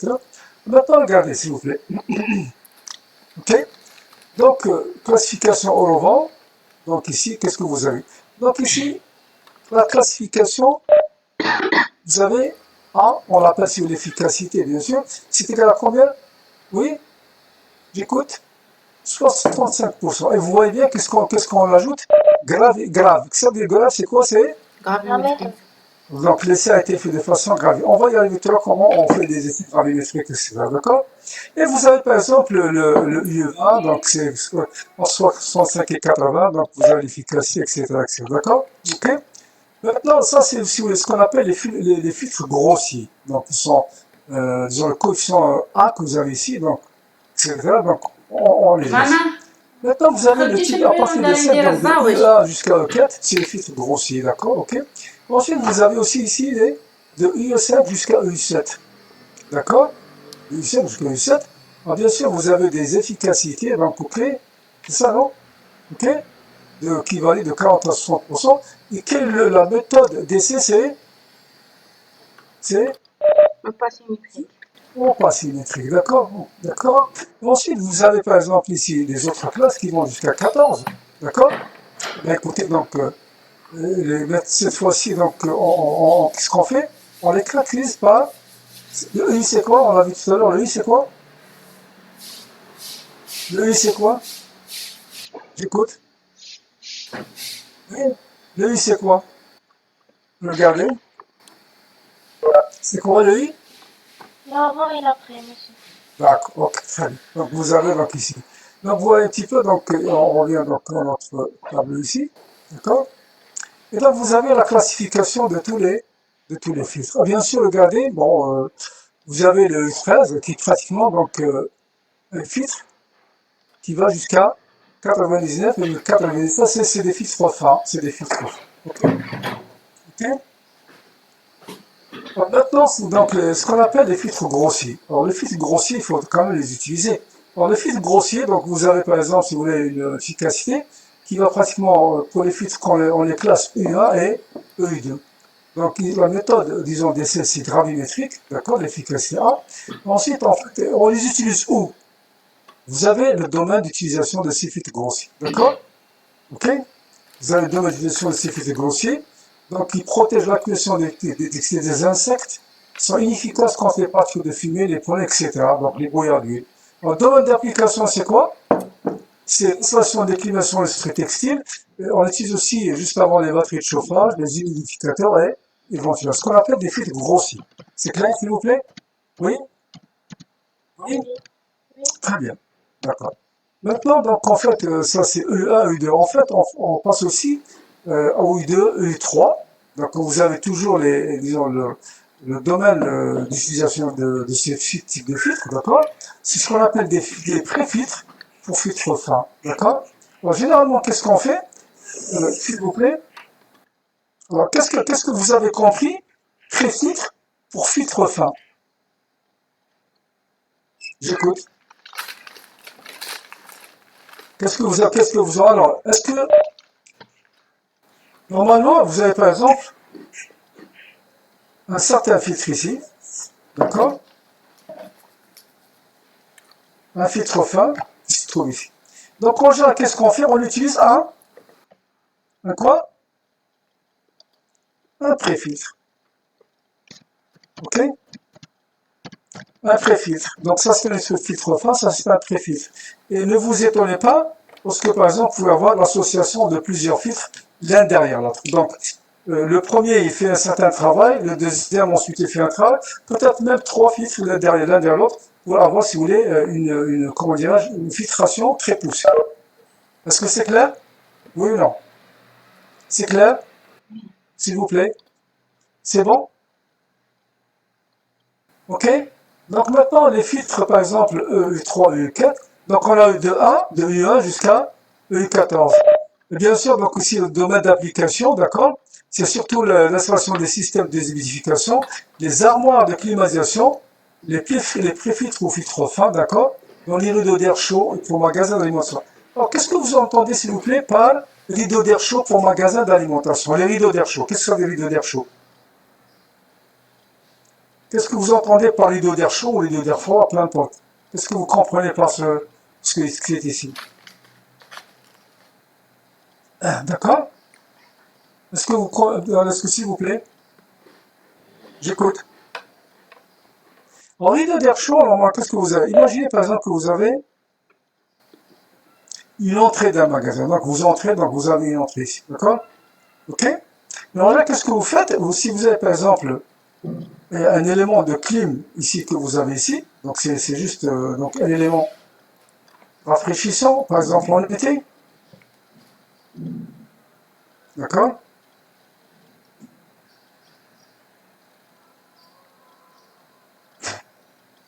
Un élément rafraîchissant, donc il va souffler de l'air. Il va souffler de l'air pour empêcher à ce que l'air chaud, donc ici vous avez par exemple de l'air chaud, disons pour éviter à ce que l'air chaud ne passe à l'intérieur. Donc vous avez l'air chaud, et vous avez l'ambiance, disons, à protéger. D'accord?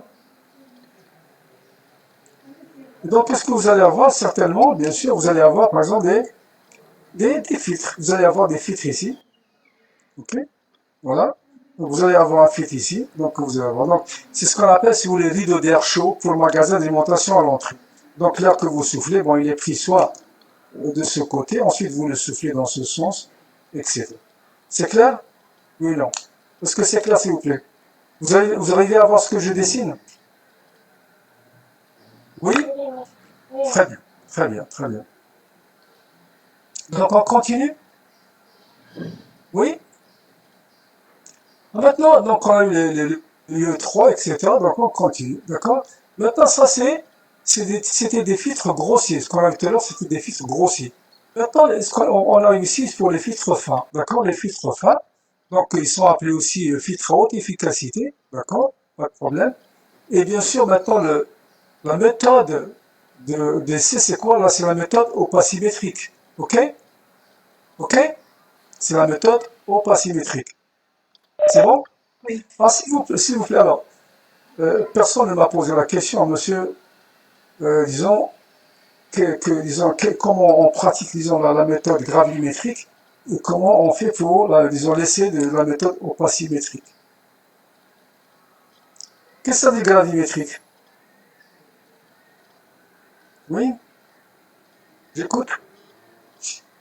Je vais vous laisser en terminer, donc la classification, sinon voilà, bon, allez, je vous laisse là. Donc maintenant, les filtres à haute efficacité, donc la méthode d'essai c'est opacimétrique, d'accord? Le mot gravimétrique, c'est quoi le mot gravimétrique? C'est la gravité. Oui. D'accord? Et bien sûr, qu'est-ce qui va se passer? Le mot gravimétrique, c'est tout simple. Lorsque, par exemple, vous avez votre filtre qui est comme ça, ben, tous les particules qui viennent de ce côté-là, donc connaissance Internet, qu'est-ce qu'elles vont faire? Elles vont quoi? Elles vont tomber. Elles vont tomber de ce côté ou bien retenues par votre filtre. Donc, voilà la gravimétrie. Donc, en fait, c'est dû à leur poids. C'est dû à leur poids. Donc, les particules lourdes ne passent pas. OK? D'accord? Ensuite, vous avez opacimétrique. L'opacimétrique, c'est quoi?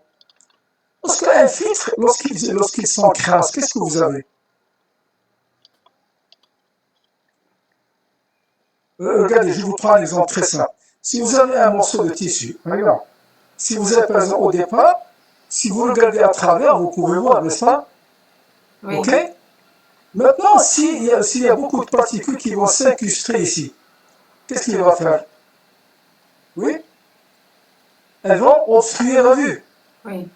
Donc le morceau que vous avez, de fil que vous avez, il ne devient pas opaque, ça qui ne laisse pas passer la lumière. D'accord? Donc une paroi opaque, c'est quoi? Une paroi opaque, c'est une paroi qui ne laisse pas passer la lumière. C'est les murs, etc. Donc ça dépend du degré d'opacité. Donc qu'est-ce qu'on fait? On fait passer sur un jet de lumière à travers sur le filtre, lorsqu'il n'est pas encrassé, et lorsqu'il est encrassé, on voit typiquement le degré de pollution, le degré d'encrassement que nous avons. Voilà que ça veut dire opacimétrie. Ok? Donc c'est des filtres fins que nous avons, ils sont classés pratiquement, donc c'est le USUB surtout, d'accord? Et ce qui m'intéresse, c'est surtout le domaine d'application. Domaine d'application, quels sont disons, les points qui peuvent arrêter. Ok? Donc en fait, vous avez par exemple, ils sont aussi dans la climatisation des restaurants, sans exception, les instituts des magasins d'alimentation et tout ce qui s'ensuit. Donc voilà, toutes les applications, donc les archives, les écoles, les cuisines, et tout ce que. Donc ils ont une grande application. Ils ont une grande application sur ce type de filtre. Ok? Maintenant, on va passer maintenant donc, au E6, E7. D'accord? Alors, c'est E6, E7. Bon, vous avez le domaine d'application. C'est surtout par exemple certains domaines donc, qui sont plus performants que les autres. D'accord? Et vous avez donc tous donc l'industrie électronique, d'accord? Ok? Et surtout, par exemple, parce que vous avez par exemple des polluants qui sont relatifs dans l'air, tels que les produits de peinture, etc. D'accord? Qui dégagent beaucoup de polluants. C'est très important. Donc maintenant, on va passer au 8E9. D'accord? Bon, on arrive un petit peu vers le 100%, d'accord? Alors, vous avez par exemple l'installation des salles blanches. Alors, qu'est-ce que vous entendez par salle blanche, s'il vous plaît? Qu'est-ce que vous comprenez par salle blanche? J'écoute. Qu'est-ce que vous entendez par salle blanche? Monsieur, les salles des hôpitaux. Alors, les salles blanches, c'est pas uniquement une salle, non, une salle blanche, ça ne veut pas dire que c'est une salle d'hôpital, etc. Bon, les salles d'hôpital, donc en fait, vous avez les salles d'opération, de stérilisation, d'accord? Les SAS, d'accès des salles, les laboratoires des produits pharmaceutiques, de petits bons. Maintenant, par exemple, l'électronique, le laboratoire de recherche. Et les salles blanches, c'est quoi? C'est les salles où on veut une certaine pureté de l'air, très poussée, d'accord? Ok? C'est-à-dire pas de polluants pratiquement, ok? Quel que soit le domaine d'application. Quel que soit le domaine d'application. On va voir ça, par exemple, dans les hôpitaux, dans l'industrie, etc. Une salle blanche, c'est une chambre, un local qui est dépourvu de polluants. C'est clair? Ok? Donc en fait, ça c'est les filtres qu'ils ont fait. Maintenant, on arrive pratiquement si vous voulez vers les filtres ultra fins, comme vous avez par exemple, c'est le U9 et le U10. D'accord? Et bien sûr, ça c'est surtout dans les domaines d'application, vous les avez toujours ici, donc c'est toujours dans l'industrie horlogère, donc ce qui concerne la fabrication des montres et tout ce que c'est là. Vous avez les centrales nucléaires, donc vous avez les travaux aussi de post-stérile, de travail stérile, ok? C'est surtout dans le domaine, si vous voulez, de la santé, etc. Ok, électronique aussi. Maintenant, vous avez donc le 10, le 11, donc c'est des fils qui travaillent aussi, toujours dans le même domaine, disons, de la microélectronique et les centrales nucléaires, d'accord? On a maintenant sur les derniers, donc de l'U12 au U14, d'accord? Alors là, ça c'est des salles d'opération stériles, les portraits, donc le classant, les laboratoires bactériologiques, maintenant on revient un petit peu vers les laboratoires bactériologiques, les centrales, bien sûr. Vous avez par exemple, lorsque vous avez par exemple de l'air expulsé des laboratoires isotopiques et des stations d'infection. Il y a des laboratoires de recherche, par exemple, en virologie, etc. D'accord? Est-ce que c'est clair, s'il vous plaît? Oui?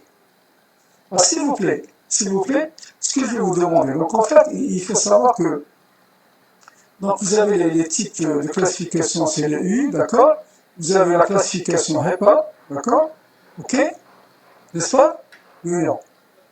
Ah, bien sûr, tout ça, je pense qu'il y a des constructions et des normes. Il y a des normes. Ça, c'est la norme Euro, d'accord? Et ça, donc, en fait, c'est la norme américaine, ce qu'on appelle la norme SMACNA. Ok? Est-ce que vous avez noté, s'il vous plaît? Oui? Oui? Donc, vous avez la norme Euro pour l'Européen et l'Européen. Vous avez, en fait, si vous voulez, les normes SMACNA, d'accord, pour les Américains, etc. Ok? Donc, essayez un petit peu d'aller voir disons, sur le site SMACNA et le site Euro, quelles sont les règles, disons, qui sont utilisées pour, disons, caractériser les filtres, etc. C'est bon, s'il vous plaît? Oui? Oui. Oui, c'est bon. Allez, on continue. Donc, voilà. Voilà maintenant, si vous voulez, la technologie des filtres. La technologie des filtres. Bien sûr, il faut bien reconnaître un filtre lorsque vous le placez, etc. D'accord? Ok? Donc, vous avez ce qu'on appelle la première catégorie, ce qu'on appelle les filtres.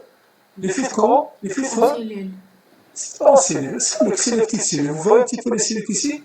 Donc, vous avez des cellules qui sont placées là. Donc, c'est un cadre. C'est un cadre. Pratiquement, c'est un cadre sur lequel vous placez des cellules, disons, le média filtrant, vous le mettez ici, comme un cadre, etc. Ok?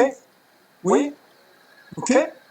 Donc, en fait, bon, ces filtres en cellules, c'est des panneaux plats quadrangulaires. Donc, en fait, c'est des panneaux plats rectangulaires, tout simplement. Ok?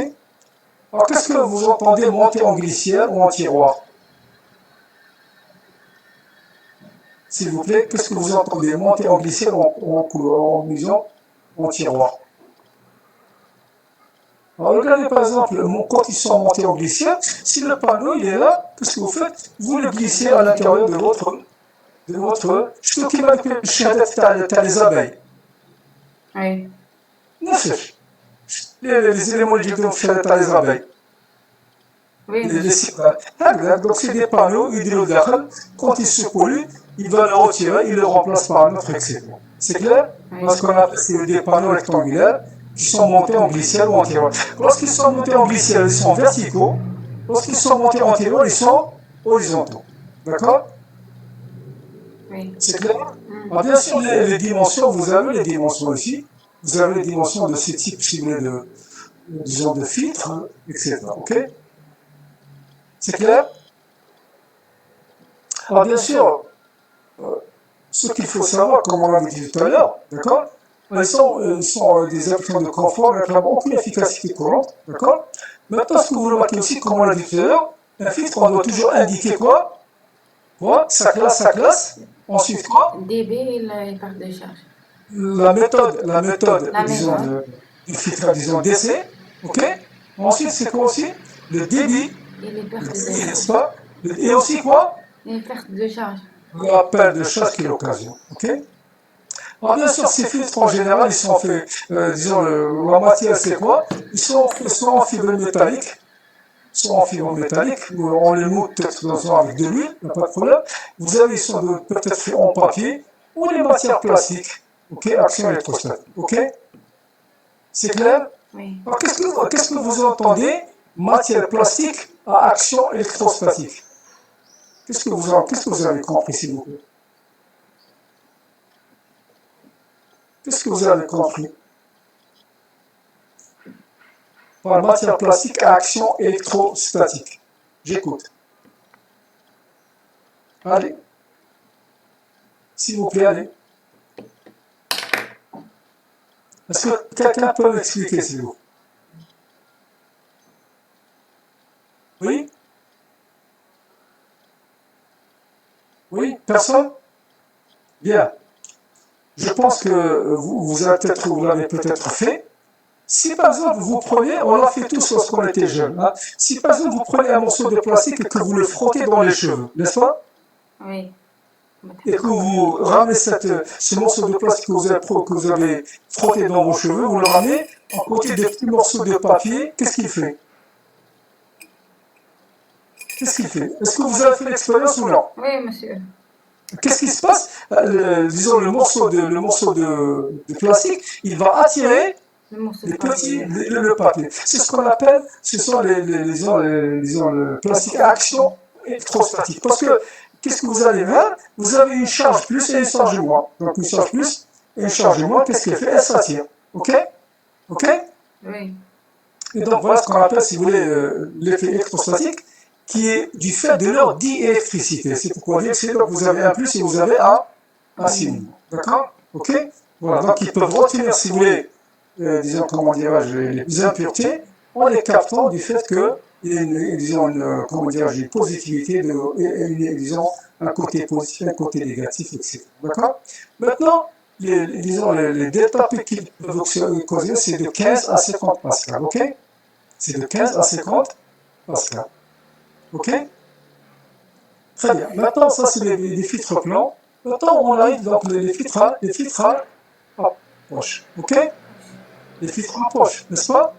Ok? Alors, les filtres à poche, bien sûr, vous voyez le schéma ici. Vous voyez le schéma. Oui. Vous voyez le schéma. Alors, justement, si je regarde, disons, ce filtre à poche, on l'avait défini tout à l'heure. C'était quoi? C'était la surface développée sur la surface frontale, n'est-ce pas? Regarde. Ok? Pour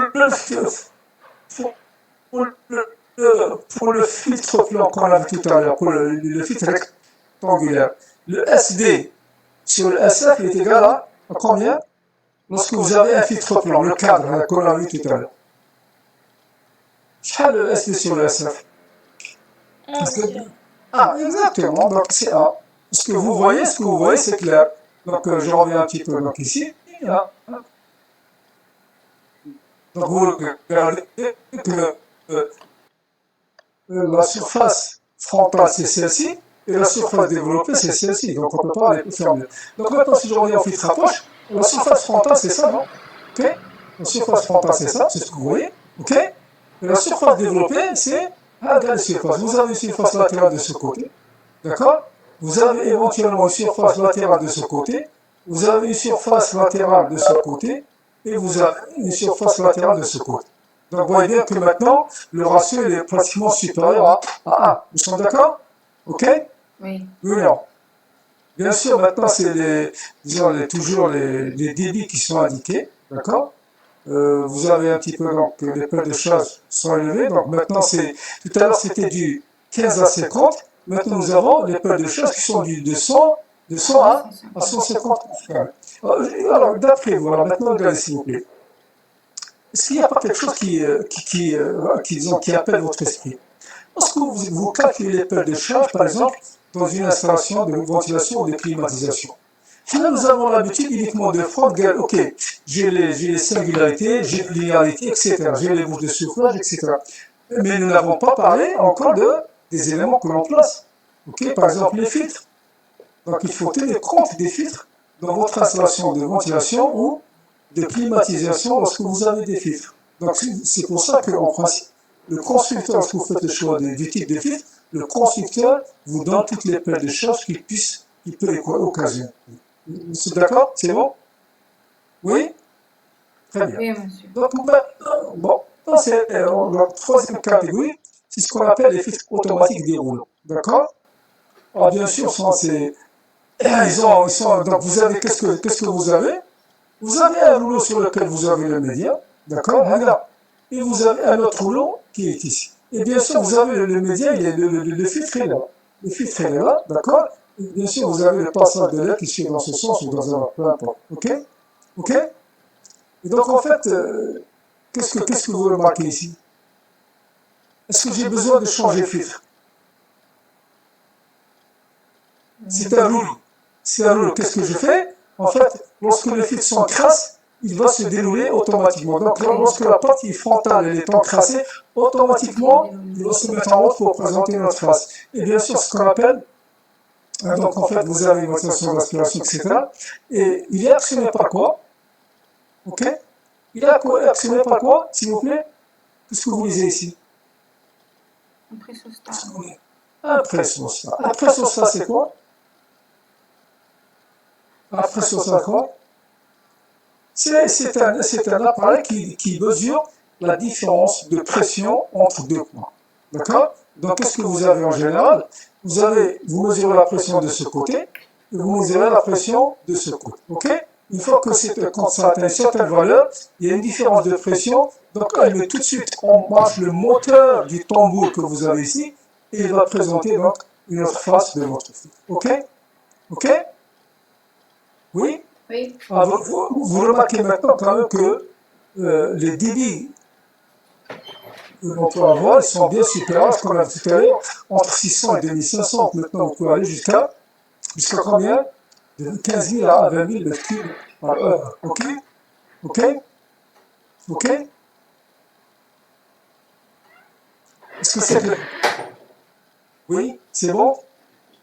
Oui. C'est bon, s'il vous plaît? Oui, Très. monsieur. D'accord, on y va maintenant. En même temps, regardez, la quatrième catégorie, c'est ce qu'on appelle les filtres en dièle. Les filtres en dièle. Alors, qu'est-ce que vous remarquez ici, le schéma que vous avez ici? Alors, qu'est-ce que vous regardez le filtre? Le filtre en dièle, c'est quoi? Vous avez deux filtres plans que vous mettez de ce côté-là, d'accord?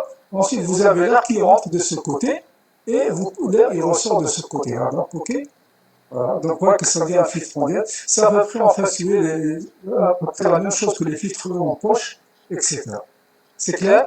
Ok? Oui, non. Oui, monsieur. Très très bien. En même temps, si vous voulez ces filtres, bien sûr, ces filtres, ils sont faits comment? De ce que vous voyez ici, vous voyez ce que j'ai fait, ce que je suis en train de, avec ma flèche ici? Ça, c'est des plissages, c'est des plis. C'est des plis. Enfin, c'est des plis qui sont comme ça. D'accord? Vous en avez tellement que ça ressemble à un accord. D'accord? Ok? Ok? Et donc, vous mettez un vers le bas, comme ça, et un vers le haut, d'accord, comme ça.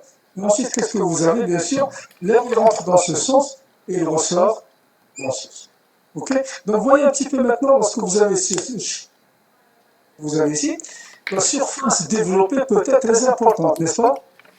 Oui? Alors que par exemple, la surface, si vous voulez, frontale, elle est relativement faible, et à partir de ce principe, vous augmentez de façon assez importante l'efficacité de vos filtres. C'est clair? Ah, bien sûr, ces filtres sont utilisés, donc ultra fines, d'accord, donc pour les médias, vous avez par exemple, si vous voulez, des valeurs qui peuvent aller jusqu'à de 0,3 à 0,5, si vous voulez, micromètres, ok? N'est-ce pas?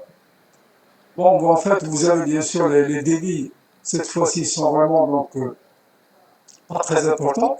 Les pelles de chasse sont relatives, donc vous avez 150 à 250, disons, des capacités Pascal, etc. Okay.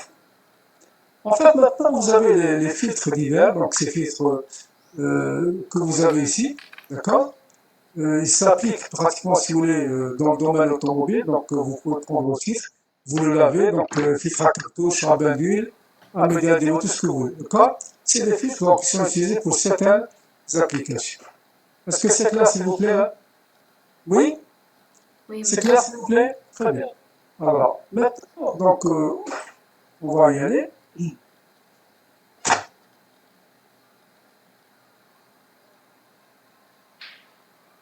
Voilà. Hein?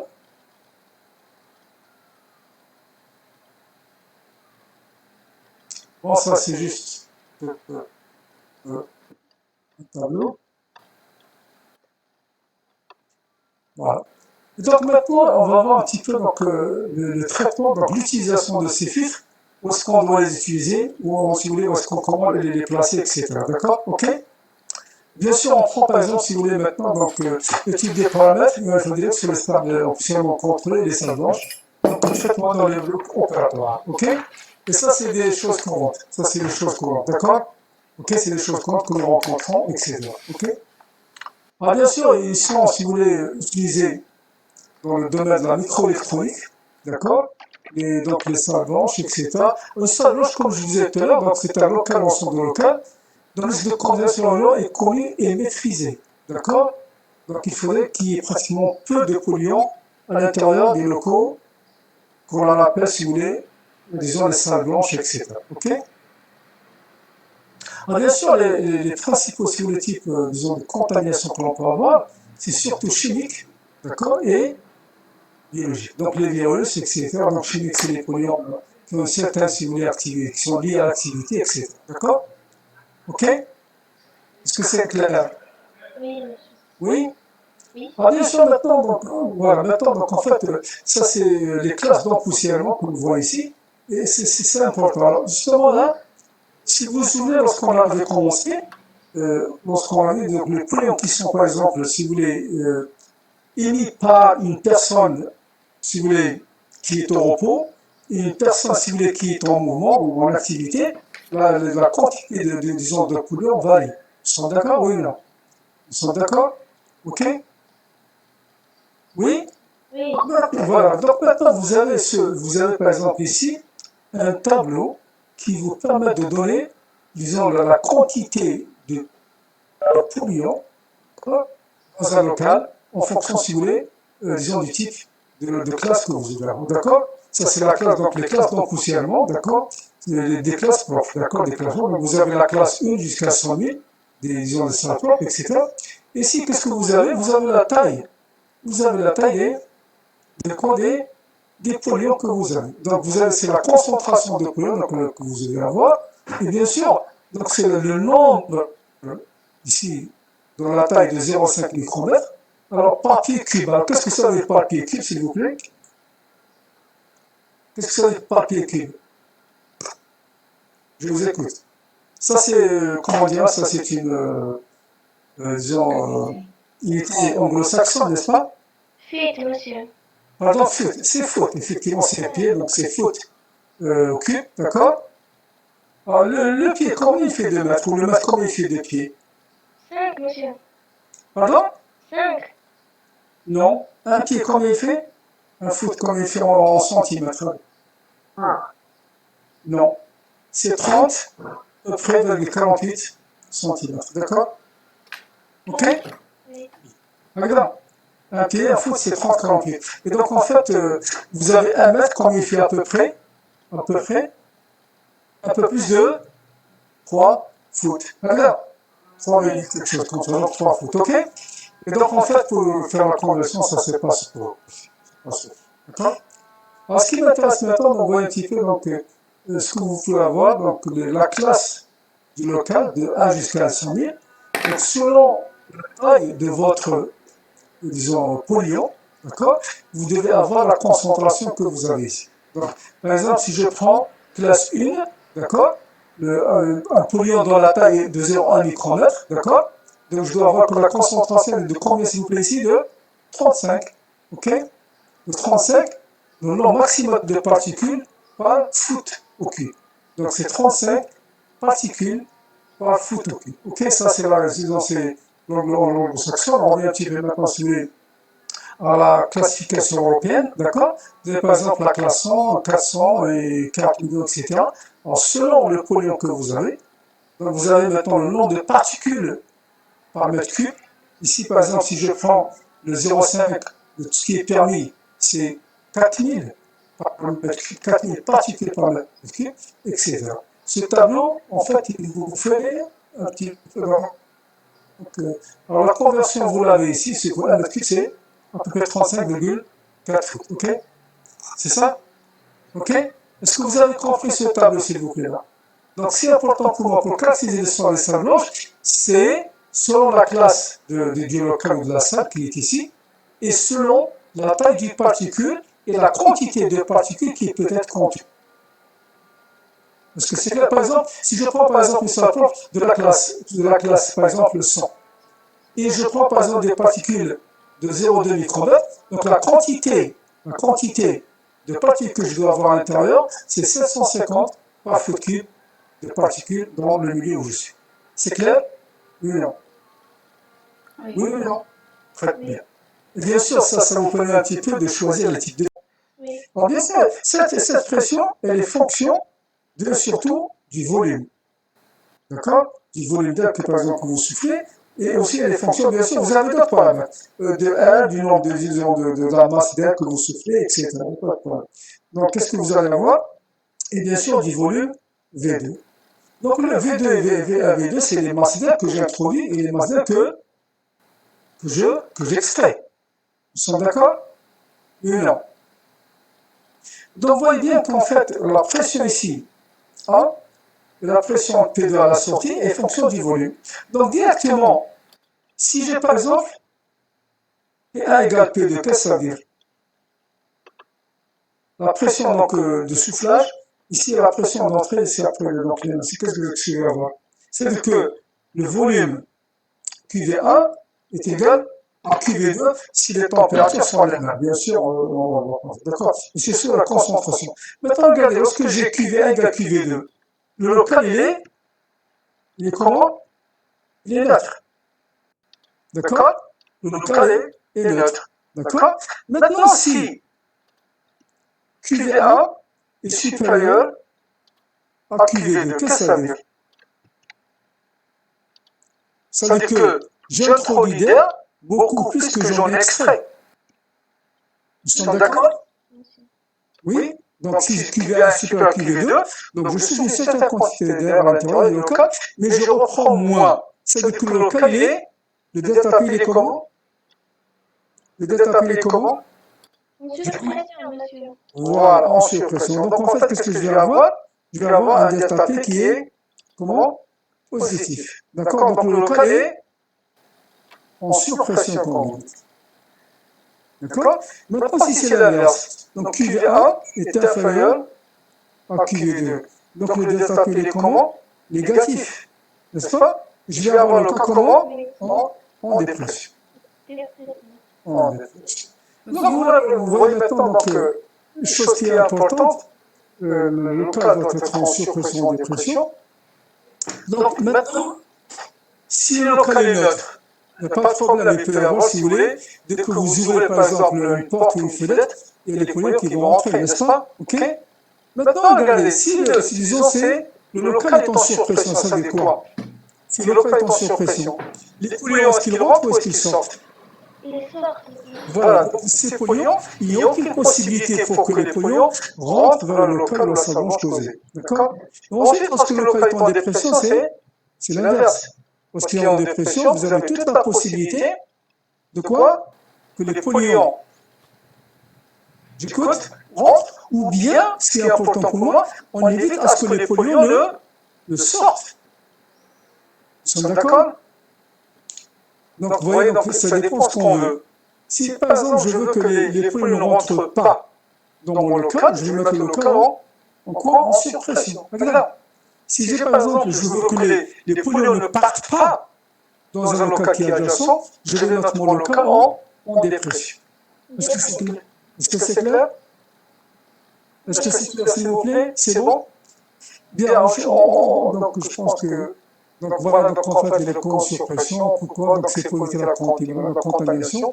Et vous avez un petit peu donc les applications que nous avons. Est-ce que vous avez des questions à poser, s'il vous plaît? J'écoute. Monsieur, j'ai pas compris où je درتنا دوكا في الطابلة. Regardez, ce que j'ai ici, j'ai un local ici et je souffle de l'air, n'est-ce pas, avec un certain volume qui va souffler, d'accord? Regarde. Oui. Et j'extrais de l'air avec un certain volume qui va extrait que j'appelle vous, ok? Regarde. Oui, Oui, non. monsieur. Maintenant, regardez, en vertu de la loi des ondes des gaz parfaits, lorsque vous soufflez ici un certain débit, la quantité d'air que vous soufflez est en fonction de la pression et de la température, n'est-ce pas? Oui. Lorsque vous avez ici donc la pression ici et P2 ici, donc le volume que vous extrayez en fonction de la pression et du volume que vous allez extraire. D'accord. Maintenant, regardez. Si j'ai la pression au volume, donc je peux souffler un certain volume et je peux extraire un certain volume. Oui ou non? Oui. Si la quantité d'air que je souffle est égale à la quantité d'air que j'extrais, ça veut dire que quoi? Que la pression P1 est normalement égale à la pression P2, d'accord? Donc à ce moment-là, qu'est-ce que vous allez avoir? Vous allez avoir un delta P, d'accord, du local qui est nul, pratiquement, d'accord? Ok? Oui. Donc le delta P, il faut comprendre entre l'air que vous soufflez et l'air que vous extrayez, n'est-ce pas? Oui. Et donc, en fait, ça, c'est ce qu'on appelle le local est neutre. D'accord? C'est un local neutre. Ok? D'accord? Maintenant, supposez que j'extrais de l'air, plutôt je souffle de l'air, plus que j'en extrais. Donc le QVA, il est supérieur à QV2. Donc le delta P, il va être positif. D'accord? Pour le local, hein? Et vous avez à ce moment le local qui est en surpression. Le local est en surpression ici. Regarde? Et maintenant, lorsque vous avez QV2 est inférieur à QV2, donc vous extrayez plus que vous n'en soufflez, le delta P devient négatif et vous avez un local qui est en dépression. Regarde. Alors, pour conclure, je vous ai envoyé avec le document en Word, tu as le conditionnement d'air, n'est-ce pas? Oui. Allez au chapitre surpression et tout expliquer et calculer, bien expliqué. Ok? Ok. C'est bon? Vous avez d'autres questions, s'il vous plaît? Oui, monsieur. J'écoute, allez-y. Monsieur, pour les caractéristiques de l'air, du filtre, pardon, le rendement et les coefficients d'épuration. Oui. Monsieur, c'est à nous de les déterminer ou bien... Non, regardez, justement, on va y voir. Regardez ce qu'il faut savoir. Lorsque vous avez, par exemple, une application, je vais climatiser, par exemple, un hôpital ou la DBU, etc. Les applications, disons, la prochaine fois, c'est ce que nous allons voir, d'accord? Lorsque vous les placez, les filtres, le choix des filtres se fait en fonction de l'application que vous avez. Si c'est des bureaux, si c'est des hôpitaux, si c'est des salles, si c'est l'électronique. Donc, vous choisissez le type de filtre. Regarde, c'est à vous de choisir. Les choisir en fonction de l'application que vous avez. Et leur position et le nombre, on va les voir la prochaine fois. Ok? D'autres questions, s'il vous plaît, avant qu'on laisse quitter? Monsieur, j'écoute. J'ai une question à propos, monsieur Poulaco. Oui? Pour le TD, monsieur, pour le TD, la machine que vous avez TD. Mais bon, qu'est-ce que vous voulez? C'est-à-dire, la voix, c'est la Non, c'est un peu précis. L'application, on fait beaucoup de notions sur le. Non, regarde, la prochaine fois aussi, donc l'exercice qu'on a fait la dernière fois, vous l'avez refait? disons, la détermination Non. du besoin. Non, il faut le refaire. On va le refaire, il n'y a pas de problème. D'accord, ok? Monsieur, Donc, Oui. monsieur, la séance تاع داك ليكزو اسكو انجستريتها ولا لا؟ Non, malheureusement, je n'ai plus la possibilité d'enregistrer. Je suis désolé. D'accord? Et même si je l'ai fait, je ne peux pas, si vous voulez, les envoyer parce qu'ils sont du 200 jusqu'à 300 mégas.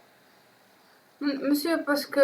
باسكو هذيك لا سيونس كان ياك الويبكس كان يبلوكي في لي بيسي دونك لا Maintenant, regardez. امواتي ما فهمناش. C'était un alchimiste, hein. ماشي تاع الخميس C'était مسيو le تاع cours نو الكور تاع افون العيد تاع الفونتيلا ماشي الكور تيدي t'as la ventilation ou t'as وي la clim? فونتيلاسيون مسيو تاع افون العيد. معليش, si vous voulez qu'on le refasse, on le refasse, il n'y a aucun problème. وي Regarde. مسيو مدابيك. Ok? معليش, on va se reprendre peut-être une autre séance hors cours et on va refaire l'exercice ميرسي ensemble. Regarde. بوكو مسيو ميرسي بوكو. Pardon? مفتاح مازال شوية مازال il reste encore beaucoup de choses surtout en clim الشوفاج مازال حوايج بزاف. En ce qui concerne disons la disons la ventilation, il nous reste le cours de la filtration, d'accord, ok, il nous reste un autre cours, c'est surtout disons le désenfumage. monsieur, Oui. pour la clim, la climatisation, on a fait beaucoup de cours de ventilation. Quand la climatisation, on a vraiment بزاف les séances. Et pourtant c'est ça. Donc justement la clim, et c'est le plus important. On va essayer un petit peu d'accélérer. Mais de toute façon, même s'il faut programmer des séances supplémentaires, on le fera. Regarde. Ok. Ok. D'accord. Parce que la clim, je vais vous ouvrir une parenthèse. Il y a un ex-étudiant, un jeune qui est sorti, ça fait très longtemps, ça a plus de 20 ans. D'accord. Et a de son propre bureau d'études. Quand les chefs, j'ai rien compris. Qu'est-ce qui se passe? Je suis en train de recruter des ingénieurs qui ont été formés, d'accord, surtout les dernières années. D'accord? Ils ont beaucoup de difficultés à tracer un diagramme de l'évolution de l'air. C'est incroyable. C'est le diagnostic. Psychométrie. La psychométrie. Et pourtant, c'est des choses simples parce que, à mon sens, on le fait, je le fais normalement, d'accord? Mais essayez de refaire les exercices par vous-même. Essayez de refaire les exercices par vous-même. Voilà. Ok? On va essayer de faire, disons, je vous ai dit, quitte à faire de programmer des séances supplémentaires, on doit obligatoirement terminer le programme par la clim surtout. Ok? Ok. Regarde. Ok. Voilà, donc pas de questions à poser pour le moment. Pas de questions. Classe, terminé?